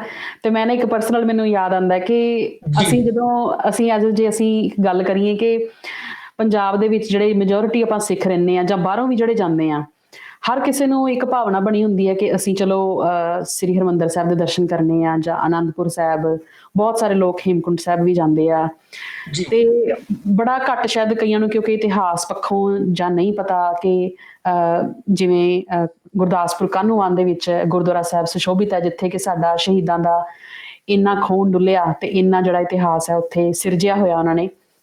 ਮੈਂ ਖੁਦ 4 ਸਾਲ ਮੈਂ ਆਪਣੀ ਜਿਹੜੀ ਇੰਜੀਨੀਅਰਿੰਗ ਦੀ ਡਿਗਰੀ ਹੈ ਮੈਂ ਗੁਰਦਾਸਪੁਰ ਤੋਂ ਕੀਤੀ ਹੈ, ਤੇ ਮੈਨੂੰ ਜਦੋਂ ਇਤਿਹਾਸ ਪੜ੍ਹਿਆ ਬਾਅਦ 'ਚ, ਤੇ ਮਤਲਬ ਬੜਾ ਫੀਲ ਹੁੰਦਾ ਕਿ ਮੈਂ 4 ਸਾਲ ਉੱਥੇ ਰਹੀ ਤੇ ਕਦੀ ਵੀ ਐਫਰਟ, ਕਿਉਂਕਿ ਦਿਮਾਗ 'ਚ ਪਤਾ ਹੀ ਨਹੀਂ ਸੀ, ਕਿਉਂਕਿ ਉਸ ਟਾਈਮ ਅਸੀਂ ਇਸ ਪਾਸੇ ਲੱਗੇ ਵੀ ਨਹੀਂ ਸੀ, ਤੇ ਜੀ ਨਾ ਇੰਟਰਸਟ ਸੀ। 4 ਸਾਲ ਗੁਰਦਾਸਪੁਰ ਮੈਂ ਰਹਿ ਕੇ ਵੀ ਮੈਂ ਇਸ ਗੁਰਦੁਆਰਾ ਸਾਹਿਬ ਬਾਰੇ ਨਾ ਤੇ ਮੈਨੂੰ ਨੌਲੇਜ ਸੀ ਕਿ ਉੱਥੇ ਗੁਰਦੁਆਰਾ ਸਾਹਿਬ ਹੈਗਾ, ਤੇ ਨਾ ਹੀ ਦਰਸ਼ਨ ਕੀਤੇ। ਮਤਲਬ ਵਾਹਿਗੁਰੂ। ਕਿੰਨੀ ਵੱਡੀ ਅੱਜ ਮਤਲਬ ਉਸ ਚੀਜ਼ ਨੂੰ ਮੈਂ ਫੀਲ ਕਰਦੀ ਹਾਂ ਕਿ ਮਤਲਬ ਹਾਂ ਇੱਕ, ਜਦੋਂ ਤੱਕ ਤੁਹਾਡੇ ਭਾਗਾਂ 'ਚ ਨਹੀਂ ਹੈ, ਗੁਰੂ ਸਾਹਿਬ ਨੇ ਬਖਸ਼ਿਸ਼ ਜਿਹੜੀ ਹੈ ਨਾ, ਚਲੋ ਗੁਰੂ ਸਾਹਿਬ ਦੀ ਬਖਸ਼ਿਸ਼ ਤੇ ਹਮੇਸ਼ਾ ਹੀ ਹੈ, ਪਰ ਇੱਕ ਮਨ 'ਚ ਕਿੰਨਾ ਆਉਂਦਾ ਕਿ ਤੁਹਾਡੇ ਕੋਲ ਰਹਿ ਕੇ ਵੀ ਨਾ ਉਹ ਤੁਸੀਂ ਨਹੀਂ ਪ੍ਰਾਪਤ ਕਰ ਸਕਦੇ। ਬਿਲਕੁਲ ਤੇ ਹੁਣ ਜ਼ਰੂਰ ਮਨ 'ਚ ਭਾਵਨਾ ਆਉਂਦੀ ਹੈ ਕਿ ਜਦੋਂ ਵੀ ਕਿਤੇ ਜਾਵਾਂਗੇ ਅਗਲੀ ਵਾਰ ਦਰਸ਼ਨ ਹੋਣਗੇ ਤੇ ਜ਼ਰੂਰ ਸਾਡੀ ਕੋਸ਼ਿਸ਼ ਹੋਏਗੀ ਕਿ ਅਸੀਂ ਗੁਰੂ ਸਾਹਿਬ ਕਿਰਪਾ ਕਰਨ ਕਿ ਸਾਨੂੰ ਜਿਹੜੀਆਂ ਇਹੋ ਜਿਹੇ ਜਿਹੜੇ ਸਾਡੇ ਇਤਿਹਾਸਿਕ ਸਥਾਨ ਨੇ ਉੱਥੇ ਜਾ ਕੇ ਅਸੀਂ ਸ਼ਹੀਦਾਂ ਦੀ ਜਿਹੜੀ ਹੈ ਉਹ ਯਾਦ ਜਿਹੜੀ ਹੈ ਆਪਣੇ ਮਨ 'ਚ ਉੱਥੋਂ ਪ੍ਰੇਰਨਾ ਲਈਏ ਅਸੀਂ। ਇਹ ਜ਼ਰੂਰ ਬਾਕੀ ਸੰਗਤਾਂ ਵੀ ਜਿਹੜੀਆਂ ਸਾਡੇ ਨਾਲ ਇਸ ਵਕਤ ਜੁੜੀਆਂ ਹੋਈਆਂ ਨੇ, ਤੁਸੀਂ ਜਿਹੜੇ ਵੀ ਕਦੀ ਜਾਓ ਗੁਰਦਾਸਪੁਰ ਕਾਹਨੂੰਵਾਨ, ਉੱਥੇ ਗੁਰਦੁਆਰਾ ਸਾਹਿਬ ਸੁਸ਼ੋਭਿਤ ਹੈ, ਤੇ ਜ਼ਰੂਰ ਜਿਹੜੇ ਆ ਦਰਸ਼ਨ ਦੀਦਾਰ ਕਰੋ, ਆਪਣੇ ਬੱਚਿਆਂ ਨੂੰ ਇਤਿਹਾਸ ਵੀ ਜਿਹੜਾ ਉੱਥੋਂ ਦਾ ਜ਼ਰੂਰ ਦੱਸੋ। ਇੱਕ ਚੀਜ਼ ਭੈਣ ਜੀ ਦਾ ਐਡ ਕਰਨਾ ਚਾਹੁੰਦਾ ਜੀ, ਤਾਂ ਗੱਲ ਰਹਿ ਗਈ ਸੀ ਤੇ ਮੈਂ ਕਿਹਾ ਜ਼ਿਕਰਯੋਗ ਵਾਲੀ ਗੱਲ ਆ। ਹਾਂਜੀ ਮਈ ਜੂਨ 1747 1746 ਮਈ ਜੂਨ, ਹਾਂਜੀ ਇੱਕ ਸਾਲ ਬਾਅਦ ਜਿਹੜੀ 1747 1747 ਦੀ ਵਿਸਾਖੀ, ਤਾਂ ਹਾਂਜੀ ਉਸ ਜਿਹੜਾ ਖਾਲਸਾ ਨਾਲ ਚੜ੍ਹਦੀ ਕਲਾ ਚ ਆ, ਤਾਂ ਅੰਮ੍ਰਿਤਸਰ ਚ ਰਾਮ ਰੌਣੀ ਦਾ ਜਿਹੜਾ ਕਿਲਾ ਆ ਉਹ ਸਾੜਦੇ ਆ, ਹੈਨਾ, ਇੱਕ ਬਿਲਕੁਲ ਕਿਲਾ ਸਾੜਦੇ ਆ, ਕਿਲਾ ਬਣਾਉਂਦੇ ਆ ਰਾਮ ਰੌਣੀ ਦਾ। ਤਾਂ ਹਾਂਜੀ ਇਹ ਮਤਲਬ ਚੜ੍ਹਦੀ ਕਲਾ ਦਾ ਪ੍ਰਤੀਕ ਹੈ ਭੈਣ ਜੀ, ਤੇ ਜਿਹੜਾ ਬਿਲਕੁਲ ਖਾਲਸਾ ਡਿੱਗਿਆ ਹਮੇਸ਼ਾ ਖੜਾ ਹੁੰਦਾ ਸੀ, ਬਿਲਕੁਲ ਡਿੱਗ ਖੜਾ ਹੋ ਜਾਂਦਾ ਸੀ, ਡਿੱਗਿਆ ਤੇ ਡਿੱਗਿਆ ਨਹੀਂ ਰਹਿੰਦਾ ਸੀ, ਹਨਾ। ਸੋ ਬਿਲਕੁਲ ਇਹ ਬੜੀ ਵੱਡੀ ਸਪਿਰਿਟ ਆ। ਜਿੰਨੀ ਵਾਰੀ ਹਰਮੰਦਰ ਸਾਹਿਬ ਨੂੰ ਢਾਇਆ ਗਿਆ, ਢਹਿ ਢੇਰੀ ਕਰ ਦਿੱਤਾ ਗਿਆ, ਪਰ ਹਮੇਸ਼ਾ ਖਾਲਸੇ ਉਹੀ ਜਿਹੜੀ ਸੇਮ ਸਪਿਰਿਟ ਆ। ਜਦੋਂ ਹਰਮੰਦਰ ਸਾਹਿਬ ਜੀ ਢਾਏ ਗਏ ਤੇ ਸਿੱਖਾਂ ਨੇ ਮੁੜ ਦੁਬਾਰਾ ਉਹਨੂੰ ਉਸਾੜਿਆ, ਮੁੜ ਬਿਲਕੁਲ ਦੁਬਾਰਾ ਕਰ ਦਿੱਤਾ ਬਿਲਡਿੰਗ ਨੂੰ। ਸੋ ਇਹ ਜਿਹੜੀ ਸਿੱਖੀ ਦੀ ਸਪਿਰਿਟ ਜਿਹੜੀ ਸੀ, ਤੇ ਮੁੜ ਕੇ ਦੁਬਾਰਾ ਆਪਣੇ ਪੈਰਾਂ ਤੇ ਖੜੇ ਹੋਣਾ, ਤਾਂ ਹਮੇਸ਼ਾ ਚੜ੍ਹਦੀ ਕਲਾ ਜਿਹੜੀ ਸਪਿਰਿਟ ਆ, ਇਹਦੇ ਬਹੁਤ ਵੱਡਾ ਮੈਸੇਜ ਮਿਲਦਾ ਉਸ ਸਮੇਂ ਦੇ ਸਿੰਘਾਂ ਸਿੰਘਣੀਆਂ ਤੋਂ। ਬਿਲਕੁਲ ਬਿਲਕੁਲ ਸਹੀ ਕਿਹਾ ਤੁਸੀਂ।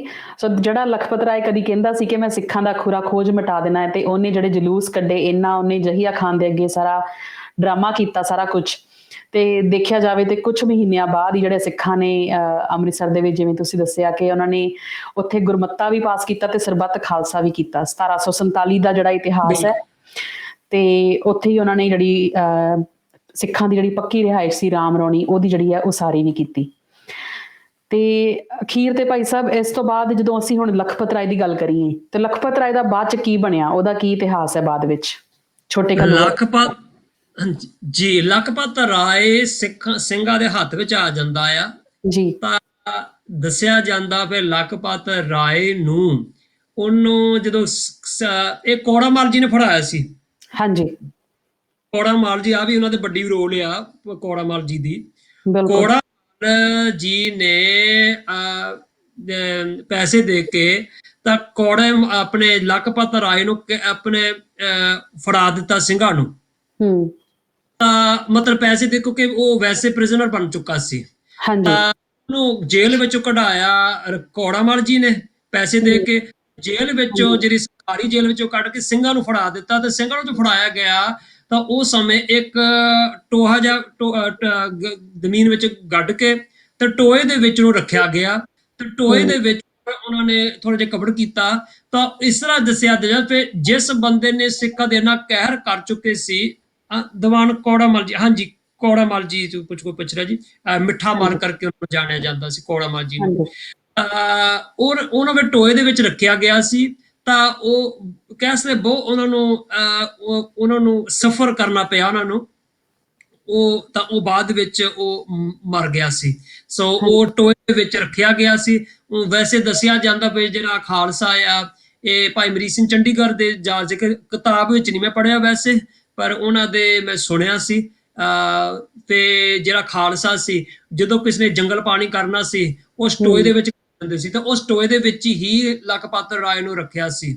ਸੋ ਇੱਕ ਬਿਲਕੁਲ ਹੀ ਉਹਦਾ ਜਿਹੜਾ ਜੋ ਉਹਨੇ ਪਾਪ ਕੀਤੇ ਸੀ, ਉਹਨੂੰ ਉਸ ਹਿਸਾਬ ਨਾਲ ਉਹਨੂੰ ਸਜ਼ਾ ਮਿਲੀ ਸੀ। ਹਾਂਜੀ ਬਿਲਕੁਲ ਸਹੀ ਕਿਹਾ ਤੁਸੀਂ। ਤੇ ਇਹੀ ਇਤਿਹਾਸ ਵਿੱਚ ਆਉਂਦਾ ਹੈ ਕਿ ਜਿਹੜਾ ਉਹ ਸਿੰਘ ਉਸ ਟਾਈਮ ਜਿਹੜਾ ਫਿਰ ਜੰਗਲ ਪਾਣੀ ਸੀ, ਉਹ ਉਸ ਜਿਹੜੀ ਗੰਦਗੀ ਬਾਰੇ ਪੂਰਾ ਉਹਨੂੰ ਕਹਿੰਦੇ ਆ ਕਿ ਉਹਨੂੰ ਭਰਪੂਰ ਉਸ ਜਗ੍ਹਾ ਦੇ ਵਿੱਚ ਜਿਹੜਾ ਉਹਨੇ 6 ਮਹੀਨੇ ਜੀ ਬਿਤਾਏ, ਕਿਉਂਕਿ ਨਰਕ ਵਰਗੀ ਜ਼ਿੰਦਗੀ ਦੇ ਨਾਲ ਜਿਹੜਾ ਹੈ ਉਸ ਇਨਸਾਨ ਦਾ ਅੰਤ ਹੋਇਆ, ਜਿਨੇ ਕਿ ਇੰਨੇ ਹਜ਼ਾਰਾਂ ਸਿੱਖਾਂ ਨੂੰ ਖੁਰਾ ਖੋਜ ਕਰਨ ਦੀ ਜਿਹੜੀ ਕੋਸ਼ਿਸ਼ ਕੀਤੀ, ਤੇ ਜਿਹੜੀ ਕਸਮਾਂ ਖਾਧੀਆਂ ਸੀ, ਤੇ ਉਹਦਾ ਅੰਤ ਵੀ ਜਿਹੜਾ ਹੈ ਪਾਪੀ ਦਾ ਉਸੇ ਤਰੀਕੇ ਹੋਇਆ। ਤਾਂ ਇਹਦੇ ਇਹਦੇ ਵਿੱਚ ਵਿੱਚੋਂ ਭੈਣ ਜੀ ਸਿਹਤ ਲੈਣ ਵਾਲੀ ਗੱਲ ਹੈ ਜੀ ਸਾਰੇ ਸਿੱਖਾਂ ਵਾਸਤੇ। ਫਿਰ ਜਿਹੜਾ ਆਪਣੇ ਆਪ ਨੂੰ ਗੁਰੂ ਨਾਨਕ ਨਾਮ ਲੇਵਾ ਸਮਝਦਾ ਆ, ਆਪਣਾ ਗੁਰੂ ਨਾਨਕ ਪਾਤਸ਼ਾਹ ਨਾਲ ਪਿਆਰ ਸਮਝਦੇ, ਫਿਰ ਸਾਨੂੰ ਪਿਆਰ ਹੈ, ਅਸੀਂ ਨਾਨਕ ਪੰਥੀ ਆ, ਜਾਂ ਅਸੀਂ ਸਿੱਖ ਆ, ਜਾਂ ਗੁਰਸਿੱਖ ਆ, ਸਾਰਿਆਂ ਨੂੰ ਇਸ ਜੀਤ ਦੇ ਵਿੱਚ ਸਿਹਤ ਲਈਏ। ਤੇ ਜੇ ਪਾਪੀ ਦੇ ਨਾਲ ਖੜਨਾ ਉਹ ਹੀ ਉਹਨਾਂ ਕੁ ਵੱਡਾ ਪਾਪ ਆ।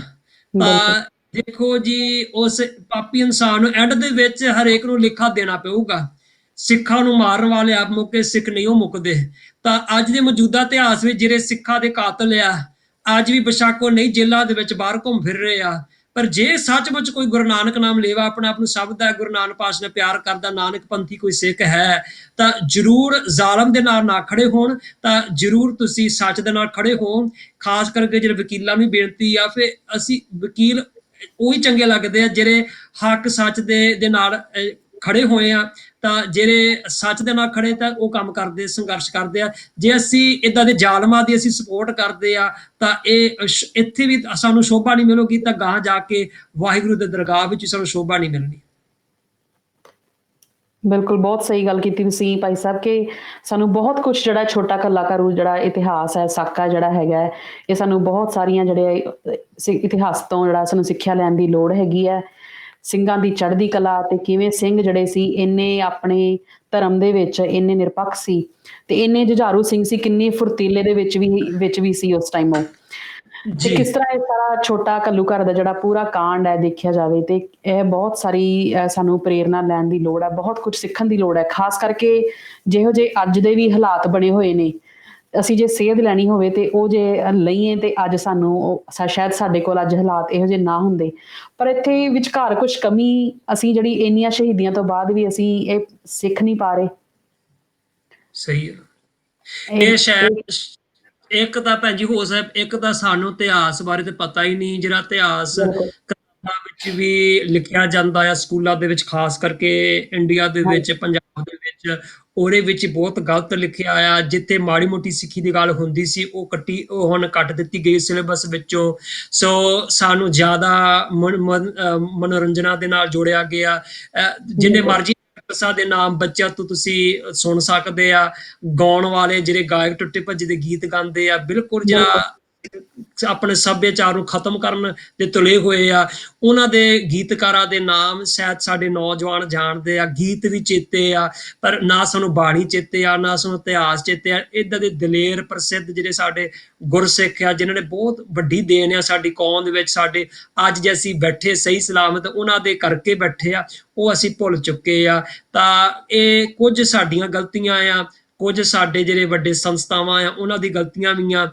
ਅਸੀਂ ਲੰਗਰ ਜ਼ਰੂਰ ਲਾ ਦਿੱਤੇ ਆ, ਲੋਕਾਂ ਨੂੰ ਲੰਗਰ ਛਕਾਇਆ, ਪਰ ਜਿਹੜਾ ਗਿਆਨ ਦਾ ਲੰਗਰ ਆ ਅਸੀਂ ਆਪਣੇ ਕੌਮ ਨੂੰ ਨਹੀਂ ਛਕਾ ਸਕੇ। ਚਲੋ ਅਸੀਂ ਤਾਂ ਵੈਸੇ ਦੂਜਾ ਵੀ ਆਪਣੀ ਕੌਮ ਨੂੰ ਨਹੀਂ ਛਕਾ ਸਕੇ, ਜਿਹੜੇ ਸਿੱਖਲੀਕਲ ਬੰਜਾਰੇ ਸਿੱਖ ਆ, ਹੋਰ ਵੀ ਜਿਹੜੇ ਸਾਡੇ ਵਿੱਚ ਜਿਹੜੇ ਆਰਥਿਕ ਤੌਰ ਤੇ ਗਰੀਬ ਆ ਜਿਹੜੇ ਸਿੱਖ ਆ, ਅਸੀਂ ਉਹਨਾਂ ਦੇ ਘੱਟ ਮਦਦ ਕੀਤੀ ਆ। ਤਾਂ ਸੰਸਾਰ ਨੂੰ ਦੱਸਗਾ ਸਾਰੇ ਤੇ ਸਰਬੱਤ ਦਾ ਭਲਾ ਮੰਗਦਾ, ਪਰ ਸਾਨੂੰ ਥੋੜੇ ਜੋੜ ਦੇਣ ਵਾਲੀ ਗੱਲ ਆ।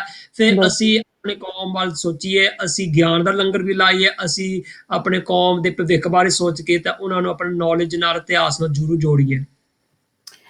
ਬਿਲਕੁਲ ਭਾਈ ਸਾਹਿਬ ਜੀ, ਸਾਨੂੰ ਆਪਣੀ ਜਿਹੜੀਆਂ ਆਉਣ ਵਾਲੀ ਪੀੜ੍ਹੀਆਂ, ਸਾਨੂੰ ਆਪਣੇ ਆਪ ਨੂੰ ਇਸ ਇਤਿਹਾਸ ਨਾਲ ਜੋੜਨ ਦੀ ਬਹੁਤ ਲੋੜ ਹੈ। ਇਤਿਹਾਸ ਤੋਂ ਸਿੱਖਣ ਦੀ, ਪਹਿਲਾਂ ਜਾਣਾਂਗੇ ਤੇ ਫਿਰ ਹੀ ਸਿੱਖਾਂਗੇ। ਸੋ ਸਭ ਤੋਂ ਪਹਿਲਾ ਸਟੈਪ ਹੈ ਕਿ ਅਸੀਂ ਜ਼ਰੂਰ ਜਾਣੀਏ। ਤਾਂ ਇਹਦੇ ਸੰਬੰਧ ਦੇ ਵਿੱਚ ਵੀਰ ਜੀ ਤੁਸੀਂ ਕੋਈ ਸੋਰਸਿਸ ਜਿਹੜੇ ਕਿ ਅਸੀਂ ਅੱਜ ਦੇ ਯੂਥ ਨੂੰ, ਜਾਂ ਅਸੀਂ ਜਿਹੜੀ ਕੋਈ ਬੁੱਕਸ ਦੀ ਰੈਫਰੈਂਸ ਦੇਣਾ ਚਾਹੁੰਦੇ ਹੋਵੋ ਤੁਸੀਂ, ਜਾਂ ਕੋਈ ਸੋਰਸਿਸ ਜਿੱਥੋਂ ਕਿ ਬੱਚੇ ਜਿਹੜਾ ਇਹ ਇਤਿਹਾਸ ਜਿਹੜਾ ਹੈ, ਸਾਡੀ ਪੀੜ੍ਹੀਆਂ ਜਾਂ ਵੱਡੇ ਵੀ ਜਿਹੜੇ ਨੇ ਉਹ ਉਹਦੇ ਬਾਰੇ ਹੋਰ ਜਾਣ ਸਕਣ, ਕੋਈ ਇਹੋ ਜਿਹੀ ਬੁੱਕਸ ਤੁਸੀਂ ਰੈਫਰ ਕਰਨਾ ਚਾਹੋਗੇ?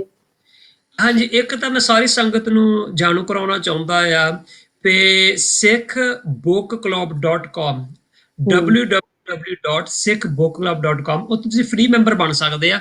ਤਾਂ ਉਹਦੇ ਚ ਬਹੁਤ ਸਾਰੀ ਕਿਤਾਬਾਂ, ਤੁਸੀਂ ਕਿਸੇ ਟੌਪਿਕ ਤੇ ਤੁਸੀਂ ਬਸ ਸਰਚ ਪਾ ਦਿਓ ਤਾਂ ਉਹਦੇ ਚ ਸਾਰੇ ਬੁੱਕਸ ਆ ਜਾਂਦੇ ਆ। ਕੋਈ ਬੁੱਕ ਪੜ੍ਹਨ ਵੇਲੇ ਬੰਦਾ ਤਾਂ ਭੁੱਲਣਹਾਰ ਆ, ਕੋਈ ਲਿਖਾਰੀ ਭੁੱਲਣਹਾਰ ਹੋ ਸਕਦਾ ਆ, ਇਸ ਕਰਕੇ ਕਈ ਵਾਰੀ ਸਾਡੇ ਜਿਹੜੇ ਇਤਿਹਾਸ ਵਿੱਚ ਵੀ ਮਤਭੇਦ ਆ। ਠੀਕ ਹੈ ਜੀ, ਇਹ ਥੋੜਾ ਜਿਹਾ ਨੌਲੇਜ ਕਰਨਾ ਪੈਣਾ ਆ। We have to knowledge that there some differences in historical ਲਿਖਾਰੀਆਂ ਵਿੱਚ ਲਿਖਣ ਵਿੱਚ ਕਿਸੇ ਕਾਰਨ ਕਰਕੇ ਮਤਭੇਦ ਸਾਡੇ ਇਤਿਹਾਸ ਰਲਗਟ ਵੀ ਹੋਇਆ। ਤਾਂ ਇਸ ਕਰਕੇ ਸਾਨੂੰ ਥੋੜੇ ਸੁਚੇਤ ਹੋ ਕੇ ਇਤਿਹਾਸ ਪੜ੍ਹਨਾ ਪੈਂਦਾ। ਇਹਦਾ ਮਤਲਬ ਵੀ ਇਤਿਹਾਸ ਛੱਡੀਏ, ਜ਼ਰੂਰ ਬੁੱਕਸ ਪੜੋ, ਜਰੂਰ ਆਪਣੇ ਸਰੋਤਾਂ ਨਾਲ ਜੁੜੋ। ਹਾਵੈਵਰ ਥੋੜਾ ਓਪਨ ਮਾਈਂਡ ਹੋਵੇ, ਜਿੱਤੇ ਅਸੀਂ ਮੇਨ ਅਸੀਂ ਗੁਣਾਂ ਦੀ ਸਾਂਝ ਕਰਨੀ ਆ। ਜਿਹੜੀ ਪੋਜ਼ਿਟਿਵ ਚੀਜ਼ਾਂ ਆ, ਜਿਹੜੀ ਚੀਜ਼ ਸਾਨੂੰ ਪਤਾ ਆ, ਪ੍ਰਮਾਣਿਤ ਚੀਜ਼ਾਂ ਆ, origignal ਚੀਜ਼, ਉਹ ਅਸੀਂ ਲੈ ਰਹੇ ਹਾਂ। ਜੇ ਕੋਈ ਵੱਧ ਘੱਟ ਕਿਸੇ ਕਾਰਨ ਕਰਕੇ ਲਿਖ ਦਿੱਤੀਆਂ ਗਈਆਂ, ਉਹ ਅਸੀਂ ਉਹ ਚੀਜ਼ ਨੂੰ ਇਗਨੋਰ ਕਰੀਏ। ਤਾਂ ਇਹਦੇ ਵਿੱਚ ਇੱਕ ਕਾਫੀ ਇੰਗਲਿਸ਼ ਵਿੱਚ ਇੱਕ ਬੁੱਕ ਹੈਗੀ, the history of the Sikhs, doctor Sangat Singh. that should be available on sikhbookclub.com ਵਿੱਚ ਹੋਣੀ ਚਾਹੀਦੀ, PDF ਆ ਸਾਰੇ। ਠੀਕ ਸੋ ਹੈ ਜੀ।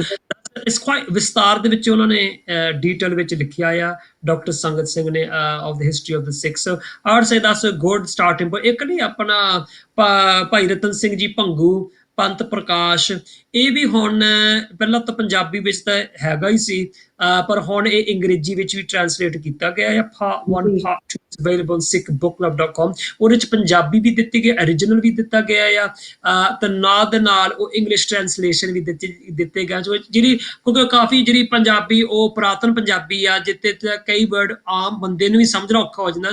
ਸੋ ਖਾਸ ਕਰ ਜਿਹੜੇ ਬੰਦੇ ਬੱਚੇ ਇੰਡੀਆ ਵਿੱਚ ਨਹੀਂ ਬੋਰਨ, ਪੰਜਾਬ ਦੇ ਵਿੱਚ ਨਹੀਂ ਬੋਰਨ, ਉਹਨਾਂ ਨੂੰ ਥੋੜਾ ਸੌਖਾ they can ਆਪਣੇ ਹਿਸਟਰੀ ਨਾਲ ਜੋੜ ਸਕਦੇ ਆ। ਸੋ ਦਾ ਬੁੱਕ ਪਟਿਆਲਾ ਯੂਨੀਵਰਸਿਟੀ ਛਪਾਈ ਹੋਈ ਆ।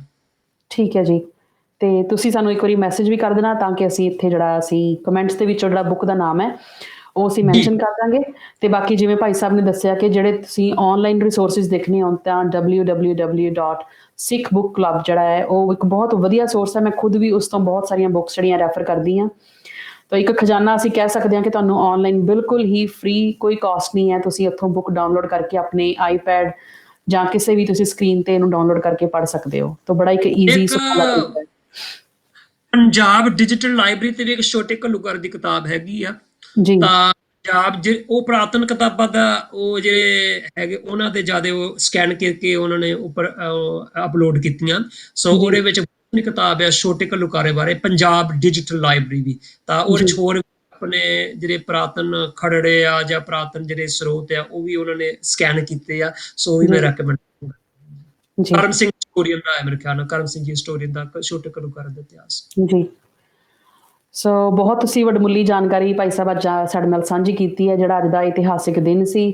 ਸੋ ਬਹੁਤ ਸਾਰੇ ਸ਼ਹੀਦਾਂ ਦੀ ਜਿਹੜੀ ਸਾਨੂੰ ਅੱਜ ਯਾਦ ਜਿਹੜੀ ਹੈ ਉਹ ਤਾਜ਼ਾ ਕਰਾਉਂਦਾ ਹੈ। ਸੋ ਜਾਣ ਤੋਂ ਪਹਿਲਾਂ ਭਾਈ ਸਾਹਿਬ ਤੁਸੀਂ ਕੋਈ ਮੈਸੇਜ ਜਿਹੜਾ ਸਾਂਝਾ ਕਰਨਾ ਚਾਹੁੰਦੇ ਹੋ ਇਸ ਅੱਜ ਦੇ ਜਿਹੜਾ ਇਤਿਹਾਸਿਕ ਦਿਨ ਬਾਰੇ? ਹਾਂਜੀ, ਪਹਿਲਾਂ ਤਾਂ ਸਿੰਘ ਸਟੇਸ਼ਨ ਆਪ ਜੀ ਭੈਣ ਜੀ ਤੁਹਾਡਾ ਸਾਰੇ ਦਾ ਧੰਨਵਾਦ ਹੈ, ਜਿਹਨਾਂ ਬਹੁਤ ਸੋਹਣਾ ਉਪਰਾਲਾ ਕੀਤਾ। ਸਿੱਖ ਸੰਗਤਾਂ ਪਹਿਲਾਂ ਅਸੀਂ ਸ਼ਰਧਾਂਜਲੀ ਭੇਟ ਕਰ ਸਕਦੇ ਆ ਉਸ ਸਾਰੇ ਮਹਾਨ ਗੁਰਸਿੱਖਾਂ ਨੂੰ ਜਿਹਨੇ ਸ਼ਹੀਦੀਆਂ ਪ੍ਰਾਪਤ ਕੀਤੀਆਂ। ਤਾਂ ਦੂਜਾ ਜੋ ਸਾਰੀ ਸੰਗਤਾਂ ਇਸ ਇਤਿਹਾਸ ਨਾਲ ਅਸੀਂ ਹੋਰ ਸਾਨੂੰ ਜਾਣਕਾਰੀ ਮਿਲ ਸਕੇ। ਸੋ ਅਰਦਾਸ ਮੈਸੇਜ ਦੇਵਾਂਗਾ, ਜੇ ਅਸੀਂ ਮੰਨੂ ਦੀ ਜੇਲ੍ਹ ਦੇ ਵਿੱਚ ਜਿਹਦੀ ਇਤਿਹਾਸ ਆ, ਜੋ ਉਦੋਂ ਸ਼ਹੀਦ ਬੀਬੀਆਂ ਹੋਈਆਂ ਸੀ, ਤਾਂ ਉਹਨਾਂ ਨੇ ਇੱਕ ਉਹ ਗਾਉਂਦੇ ਹੁੰਦੇ ਸੀ, ਮੰਨੂ ਸਾਡੀ ਦਾਤਰੀ ਅਸੀਂ ਮੰਨੂ ਦੇ ਸੋਏ, ਜੋ ਜੋ ਮੰਨੂ ਸਾਨੂੰ ਵੱਢ ਦੂਨ ਸਵਾਏ ਹੋਏ। ਸੋ ਉਹਦੇ ਵਿੱਚ ਇੱਕ ਬਹੁਤ ਵੱਡਾ ਮੈਸੇਜ ਆ ਜੋ ਛੋਟੇ ਘੱਲੂਘਾਰ ਨਾਲ ਵੀ ਜੁੜਦਾ, ਹੋਰ ਇਤਿਹਾਸ ਨਾਲ ਵੀ ਜੁੜਦਾ ਆ। ਜਿਹੜੀ ਸਿੱਖ ਦੀ ਸਪਿਰਿਟ ਹਮੇਸ਼ਾ ਹੀ ਚੜ੍ਹਦੀ ਕਲਾ ਵਾਲੀ ਸੀ। ਉਹ ਜਿਹੜੀ ਸਪਿਰਿਟ ਕੀ ਸੀ, ਫਿਰ ਬੇਸ਼ੱਕ ਤੂੰ ਸਾਨੂੰ ਖਤਮ ਕਰ ਦਿੱਤਾ, ਇੱਕ ਸਿੰਘ ਤੂੰ ਖਤਮ ਕਰ ਸਕਦਾ, ਤੂੰ ਇੱਕ ਸਿੰਘ ਨਹੀਂ ਤੇ ਖਤਮ ਕਰ ਸਕਦਾ, ਪਰ ਸਾਡੀ ਕੌਮ ਨੂੰ ਨਹੀਂ ਖਤਮ ਕਰ ਸਕਦਾ। ਕਿਵੇਂ? ਤੂੰ ਸਾਨੂੰ ਖਤਮ ਕਰਕੇ ਨਹੀਂ, ਦੂਣ ਸਵਾਏ ਹੋਏ ਸਾਡੇ ਵਿੱਚ ਹੋਰ ਪੈਦਾ ਹੋਣਗੇ। ਇੱਕ ਸਿੰਘ ਸ਼ਹੀਦ ਹੋਇਆ ਤਾਂ ਦੋ ਪੈਦਾ ਹੋ ਜਾਂਦੇ ਸੀ। ਇਹ ਜਿਹੜੀ ਸਪਿਰਿਟ ਆ ਸਾਡੇ ਵਿੱਚ ਵੀ ਹੋਵੇ। ਫਿਰ ਜੇ 10,000 15,000 ਸਿੰਘ ਸ਼ਹੀਦ ਹੋਏ ਤਾਂ ਸੱਚ ਗੱਲ ਆ ਉਹ ਗਿਣਤੀ ਉੱਥੇ ਦੇ ਉੱਥੇ ਦੀ ਨਹੀਂ, ਹੋਰ ਸਿੰਘ ਪੈਦਾ ਹੋਏ, ਹੋਰ ਸਿੰਘਣੀਆਂ ਪੈਦਾ ਹੋਈਆਂ। ਅੱਜ ਵੀ ਸਾਨੂੰ ਇਹ ਮੈਸੇਜ ਲੈਣ ਦੀ ਲੋੜ ਆ। ਅਸੀਂ ਜਦੋਂ ਮੌਜੂਦਾ ਇਤਿਹਾਸ ਨੂੰ ਵੇਖਦੇ ਆ, ਜੋ ਸਿੱਖਾਂ ਦਾ ਘਾਣ ਹੋਇਆ, ਅਸੀਂ ਗੁੱਸੇ ਵਿੱਚ ਨਾ ਆਈਏ, ਕਿਉਂਕਿ ਗੁੱਸਾ ਜਿਹੜਾ ਖਾਲਸਾ ਨਿਰਭਉ ਤਾਂ ਨਿਰਵੈਰ ਆ। ਜਿਹੜਾ ਗੁੱਸਾ ਆ ਕ੍ਰੋਧ ਕਰਨਾ, ਜਿਹੜਾ ਬਦਲੇ ਦੀ ਭਾਵਨਾ ਵੀ ਕਹਿ ਲਈਏ, ਸਿੱਖ ਬਦਲਾ ਨਹੀਂ ਲੈਂਦਾ, ਇਨਸਾਫ ਲੈਂਦਾ ਆ।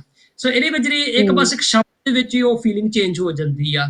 ਤਾਂ ਜਿਹੜੀ ਸਾਡੀ ਭਾਵਨਾ ਇਹ ਹੋਵੇ, ਫਿਰ ਤੁਸੀਂ ਇੱਕ ਸਿੱਖ ਦੀ ਪੱਗ ਲਾ ਦਿੱਤੀ ਤਾਂ ਮੈਂ ਸਿਰ ਤੇ ਪੱਗ ਸਜਾ ਲੈਣੀ ਆ। ਤੁਸੀਂ ਇੱਕ ਸਿੱਖ ਦਾ ਗਾਤਰਾ ਲਹਾ ਦਿੱਤਾ ਤਾਂ ਮੈਂ ਗਾਤਰਾ ਪਾ ਲੈਣਾ ਜਿਹਨੇ ਨਹੀਂ ਪਾਇਆ। ਤੁਸੀਂ ਇੱਕ ਗੁਰੂ ਗ੍ਰੰਥ ਸਾਹਿਬ ਦੀ ਸਰੂਪ ਦੀ ਬੇਅਦਬੀ ਕੀਤੀ ਆ ਤਾਂ ਮੈਂ ਆਪ ਖੁਦ ਸਹਿਜ ਪਾਠ ਕਰਕੇ ਗੁਰਬਾਣੀ ਨਾਲ ਗੁਰੂ ਗ੍ਰੰਥ ਸਾਹਿਬ ਨਾਲ ਜੁੜਨ ਲੱਗਾ ਆ। ਇਹ ਇੱਕ ਬੜੀ ਇੱਕ ਡਿਫਾਈਨਸ ਦੀ ਇੱਕ ਮੈਸੇਜ ਆ, ਇੱਕ ਰੈਜ਼ਿਲੀਅੰਸ ਦਾ ਮੈਸੇਜ ਆ। ਫਿਰ ਦੇਖੋ, ਫਿਰ ਜਿਨ੍ਹਾਂ ਨੂੰ ਅਸੀਂ ਗੁਰਬਾਣੀ ਨੂੰ ਤੋੜਨਾ ਚਾਹੁੰਦੇ ਸੀ, ਅੰਮ੍ਰਿਤ ਤੋਂ ਤੋੜਨਾ ਚਾਹੁੰਦੇ ਸੀ, ਆਪਣੇ ਗੁਰੂ ਤੋਂ ਤੋੜਨਾ ਚਾਹੁੰਦੇ ਸੀ, ਅੱਜ ਅਸੀਂ ਹੋਰ ਗੁਰੂ ਨਾਲ ਜੁੜੀਏ, ਹੋਰ ਬਾਣੀ ਨਾਲ ਜੁੜੀਏ, ਹੋਰ ਅਸੀਂ ਆਪਣੇ ਖੰਡੇ ਬਾਟੇ ਦੇ ਪੌਦ ਰਹਿਤ ਨਾਲ ਜੁੜੀਏ, ਤਾਂ ਉਸ ਨਾਲ ਮਹਾਰਾਜ ਦੀਆਂ ਖੁਸ਼ੀਆਂ ਮਿਲਣਗੀਆਂ। ਤਾਂ ਅਸੀਂ ਉਸ ਸਮੇਂ ਦੇ ਜ਼ਾਲਮਾਂ ਨੂੰ ਵੀ ਅਸੀਂ ਇੰਨਾ ਵੱਡਾ ਮੈਸੇਜ ਮਿਲਦਾ ਆ ਵੀ ਦੇਖੋ, ਸਿੱਖਾਂ ਨੂੰ ਮਾਰਨ ਵਾਲੇ ਆਪ ਮੁੱਕ ਗਏ, ਸਿੱਖ ਨਹੀਂ ਮੁੱਕ ਗਏ। ਪਰ ਇੱਕ ਗੱਲ ਜ਼ਰੂਰ ਬੇਨਤੀ ਧਿਆਨ ਦੇਣ ਵਾਲੀ ਗੱਲ ਹੈ, ਜੇ ਅਸੀਂ ਆਪ ਖੁਦ ਅਸੀਂ ਆਪਣੇ ਵਿੱਚੋਂ ਸਿੱਖੀ ਖਤਮ ਕਰ ਦਿੱਤੀ ਆ, ਤੇ ਫਿਰ ਅਸੀਂ ਵੀ ਉਹਨਾਂ ਦੀ ਗਿਣਤੀ ਵਿੱਚ ਨਿਕਲ ਜੇ ਜਿਨ੍ਹਾਂ ਨੇ ਸਿੱਖਾਂ ਨੂੰ ਤੇ ਸਿੱਖੀ ਨੂੰ ਖਤਮ ਕਰਨਾ ਚਾਹੁੰਦੇ ਸੀ। ਅਸੀਂ ਥੋੜਾ ਜਿਹਾ ਸੁਚੇਤ ਰਹੀਏ, ਅਸੀਂ ਐਨ ਚੜ੍ਹਦੀ ਕਲਾ ਚ ਆ ਕੇ ਆਪਣੀ ਸਿੱਖੀ ਨੂੰ ਅੰਦਰ ਜਿਹੜੀ ਬਚਾਈਏ, ਆਪਣੀ ਜਿਹੜੀ ਮਾਨਸਿਕਤਾ ਨੂੰ ਅਸੀਂ ਗੁਰੂ ਨਾਲ ਜੋੜੀਏ, ਸਿੱਖੀ ਨਾਲ ਜੋੜੀਏ, ਤੇ ਨਾਲ ਦੇ ਨਾਲ ਅਸੀਂ ਉਸ ਚੀਜ਼ਾਂ ਦਾ, ਉਹ ਲੋਕਾਂ ਦਾ ਵੀ ਅਸੀਂ ਧਿਆਨ ਰੱਖੀਏ ਜਿਹੜੇ ਸਾਨੂੰ ਸਿੱਖੀ ਨੂੰ ਤੋੜਨਾ ਚਾਹੁੰਦੇ। ਉੱਥੇ ਵੀ ਬਹੁਤ ਜ਼ਰੂਰੀ ਗੱਲ, ਸਾਨੂੰ ਧਿਆਨ ਰੱਖਣ ਵਾਲੀ ਚੀਜ਼ਾਂ। ਮੇਰੇ ਖਿਆਲ ਤੁਸੀਂ ਬਹੁਤ ਸੋਹਣਾ ਸਮ ਅਪ ਕਰਤਾ ਹੈ, ਤੇ ਸਾਨੂੰ ਸਾਰੇ ਗੁਰੂ ਸਾਹਿਬ ਅੱਗੇ ਇਹੀ ਅਰਦਾਸ ਹੈ ਕਿ ਸਾਨੂੰ ਜਿਹੜੀ ਸਿੰਘਾਂ ਤੋਂ ਪ੍ਰੇਰਨਾ ਲੈਣ ਦੀ, ਆਪਣੇ ਇਤਿਹਾਸ ਤੋਂ ਪ੍ਰੇਰਨਾ ਲੈਣ ਦੀ ਜਿਹੜੀ ਲੋੜ ਹੈਗੀ ਹੈ, ਤੇ ਅਸੀਂ ਬਾਣੀ ਨਾਲ ਜੁੜੀਏ। ਅਸੀਂ ਆਪਣੇ ਸ਼ਹੀਦਾਂ ਦੀ ਜਿਹੜੀ ਸ਼ਹਾਦਤ, ਜਿਹੜੀ ਇੰਨਾ ਵਡਮੁੱਲੀ, ਸਿੱਖੀ ਸੌਖੀ ਨਹੀਂ ਮਿਲੀ, ਬਹੁਤ ਖੂਨ ਡੁੱਲਿਆ ਸ਼ਹੀਦਾਂ ਦਾ, ਤੇ ਅਸੀਂ ਬਾਣੀ ਦੇ ਲੜ ਲੱਗੀਏ, ਆਪਣੇ ਇਤਿਹਾਸ ਨੂੰ ਸੰਭਾਲੀਏ। ਅਸੀਂ ਅੱਜ ਬਹੁਤ ਗੱਲਾਂ ਇਸ ਵੈਸਟਰਨ ਕੰਟਰੀਜ਼ ਵਿੱਚ ਕਰਦੇ ਹਾਂ ਕਿ ਹਾਂਜੀ ਪੋਜ਼ਿਟਿਵ ਥਿੰਕਿੰਗ, ਅਸੀਂ ਵਰਕਸ਼ਾਪਸ ਵੀ ਲਗਾਉਂਦੇ ਹਾਂ, ਅਸੀਂ ਰੈਜ਼ੀਲੀਅੰਸ ਦੀ ਵਰਕਸ਼ਾਪ ਲਗਾਉਂਦੇ ਹਾਂ, ਅਸੀਂ ਬੜਾ ਸੋਹਣਾ ਲੱਗਦਾ ਸਾਨੂੰ ਕਿ ਬੜੇ ਬੜੇ ਵਧੀਆ ਵਰਕਸ਼ਾਪਸ ਅਸੀਂ ਲਗਾ ਰਹੇ ਹਾਂ। ਪਰ ਇਹ ਜਿਹੜਾ ਸਿੱਖਾਂ ਨੂੰ ਤੇ ਇਹ ਜਿਹੜਾ ਖਜ਼ਾਨਾ ਹੈ, ਇਹ ਆਪਣੇ ਇਤਿਹਾਸ ਚੋਂ ਸਾਨੂੰ ਗੁੜਤੀ ਮਿਲੀ ਹੋਈ ਹੈ। ਚੜ੍ਹਦੀ ਕਲਾ ਦੇ ਵਿੱਚ ਮਤਲਬ ਪਤਾ ਨਹੀਂ ਕਿੰਨਾ ਕੁਛ ਕਵਰ ਕਰ ਜਾਂਦਾ, ਜਿਹੜਾ ਸ਼ਾਇਦ ਪੋਜ਼ਿਟਿਵ ਮਾਈਂਡ ਸੈਟ ਜਾਂ ਇੰਨਾ ਕੁਛ ਸ਼ਾਇਦ ਨਾ ਕਵਰ ਕਰ ਸਕੇ। ਅਸੀਂ ਆਪਣੇ ਜਿਹੜੀ ਉਹ ਖਜ਼ਾਨਾ ਹੈ ਉਹਨੂੰ ਭੁੱਲ ਕੇ, ਤੇ ਅਸੀਂ ਅੱਜ ਸਾਨੂੰ ਇਹਨਾਂ ਵਰਕਸ਼ਾਪਸ ਦੀ ਲੋੜ ਪੈ ਰਹੀ ਹੈ। ਸਹੀ ਹੈ, ਬਿਲਕੁਲ ਦੀ ਬਿਲਕੁਲ ਬਹੁਤ ਦੇਣ ਹੈਗੀ ਹੈ। ਰੈਜ਼ੀਲੀਅੰਸ ਦਾ ਤੁਸੀਂ ਗੱਲ ਕੀਤੀ ਹੈ, ਸੋ ਸਾਨੂੰ ਕਿੰਨਾ ਕੁਛ ਇਸ ਵੱਡੇ ਛੋਟੇ ਘੱਲੂਘਾਰੇ ਤੋਂ ਸਾਨੂੰ ਸਿੱਖਣ ਤੋਂ ਮਿਲਦਾ ਹੈ। ਹੋਰ ਵੀ ਬਹੁਤ ਇਤਿਹਾਸਿਕ ਪੱਖ ਨੇ ਜਿੱਥੋਂ ਕਿ ਸਾਨੂੰ ਜਿਹੜੇ ਕਨਸੈਪਟਸ ਨੇ ਆਪਣੇ ਇਤਿਹਾਸ ਦੇ ਵਿੱਚੋਂ ਮਿਲਦੇ ਨੇ। ਸੋ ਬਹੁਤ ਸਾਡਾ ਜਿਹੜਾ ਇਤਿਹਾਸ ਹੈ ਬਹੁਤ ਸੁਨਹਿਰੀ ਹੈ, ਬਹੁਤ ਸਾਨੂੰ ਇਹਦੇ 'ਚ ਆਪ ਜਾ ਕੇ ਕਹਿੰਦੇ ਨਾ ਕਿ ਡੀਪ ਡਾਈਵ ਕਰਨ ਦੀ ਲੋੜ ਹੈਗੀ ਹੈ। ਤੇ ਇਹੀ ਪੇਰੈਂਟਸ ਨੂੰ ਵੀ ਬੇਨਤੀ ਹੈ, ਸਾਰਿਆਂ ਨੂੰ ਇਹੀ ਬੇਨਤੀ ਕਿ ਅਸੀਂ ਆਪ ਜ਼ਰੂਰ ਇਤਿਹਾਸ ਦੇ ਜ਼ਰੂਰ ਜਾਣੀਏ, ਤਾਂ ਕਿ ਉੱਥੋਂ ਜਿਹੜੀ ਪ੍ਰੇਰਨਾ ਤਦ ਹੀ ਮਿਲੇਗੀ ਜੇ ਅਸੀਂ ਜਾਣਕਾਰੀ ਪਹਿਲਾਂ ਪ੍ਰਾਪਤ ਕਰਾਂਗੇ। ਸੋ ਮੇਰੇ ਖਿਆਲ ਭਾਈ ਸਾਹਿਬ ਅਸੀਂ ਇੱਥੇ ਹੀ ਸਮਾਪਤੀ ਕਰਦੇ ਹਾਂ। ਸੋ ਬਹੁਤ ਬਹੁਤ ਧੰਨਵਾਦ ਤੁਹਾਡਾ। ਸੋ ਬਹੁਤ ਕੁਝ ਸਾਨੂੰ ਵੀ ਸਿੱਖਣ ਨੂੰ ਮਿਲਿਆ। ਜੇ ਕੋਈ ਵਿਚਾਰ ਕਰਦੇ ਹਾਂ ਕੋਈ ਗਲਤੀ ਹੋਈ ਹੋਏਗੀ ਤਾਂ ਅਸੀਂ ਸੰਗਤਾਂ ਤੋਂ ਵੀ ਮਾਫੀ ਮੰਗਦੇ ਹਾਂ ਜੀ, ਅਸੀਂ ਭੁੱਲਣਹਾਰ ਹਾਂ। ਕਈ ਵਾਰੀ ਇਤਿਹਾਸਿਕ ਪੱਖ ਇਹੋ ਜਿਹੇ ਹੁੰਦੇ ਨੇ ਕਿ ਕਿਤੇ ਨਾ ਕਿਤੇ ਕੋਈ ਸੋਰਸ ਕਈ ਵਾਰੀ ਉੱਪਰ ਥੱਲੇ ਹੁੰਦਾ, ਤੇ ਕਈ ਵਾਰੀ ਕੁਛ ਗਲਤੀ ਵੀ ਹੋ ਸਕਦੀ ਹੈ। ਸੋ ਜੇ ਹੋਈ ਹੈ ਗਲਤੀ ਤਾਂ ਅਸੀਂ ਉਹਦੀ ਮਾਫੀ ਵੀ ਮੰਗਦੇ ਹਾਂ। ਸੋ ਬਹੁਤ ਬਹੁਤ ਧੰਨਵਾਦ ਭਾਈ ਸਾਹਿਬ ਜੀ ਤੁਹਾਡਾ। ਹਾਂਜੀ, ਭੁੱਲ ਚੁੱਕ ਮਾਫ ਕਰਨੀ। ਸਾਰੇ ਸੰਗਤ ਦਾ ਬਹੁਤ ਧੰਨਵਾਦ ਜੀ। ਵਾਹਿਗੁਰੂ ਜੀ ਕਾ ਖਾਲਸਾ, ਵਾਹਿਗੁਰੂ ਜੀ ਕੀ ਫਤਿਹ।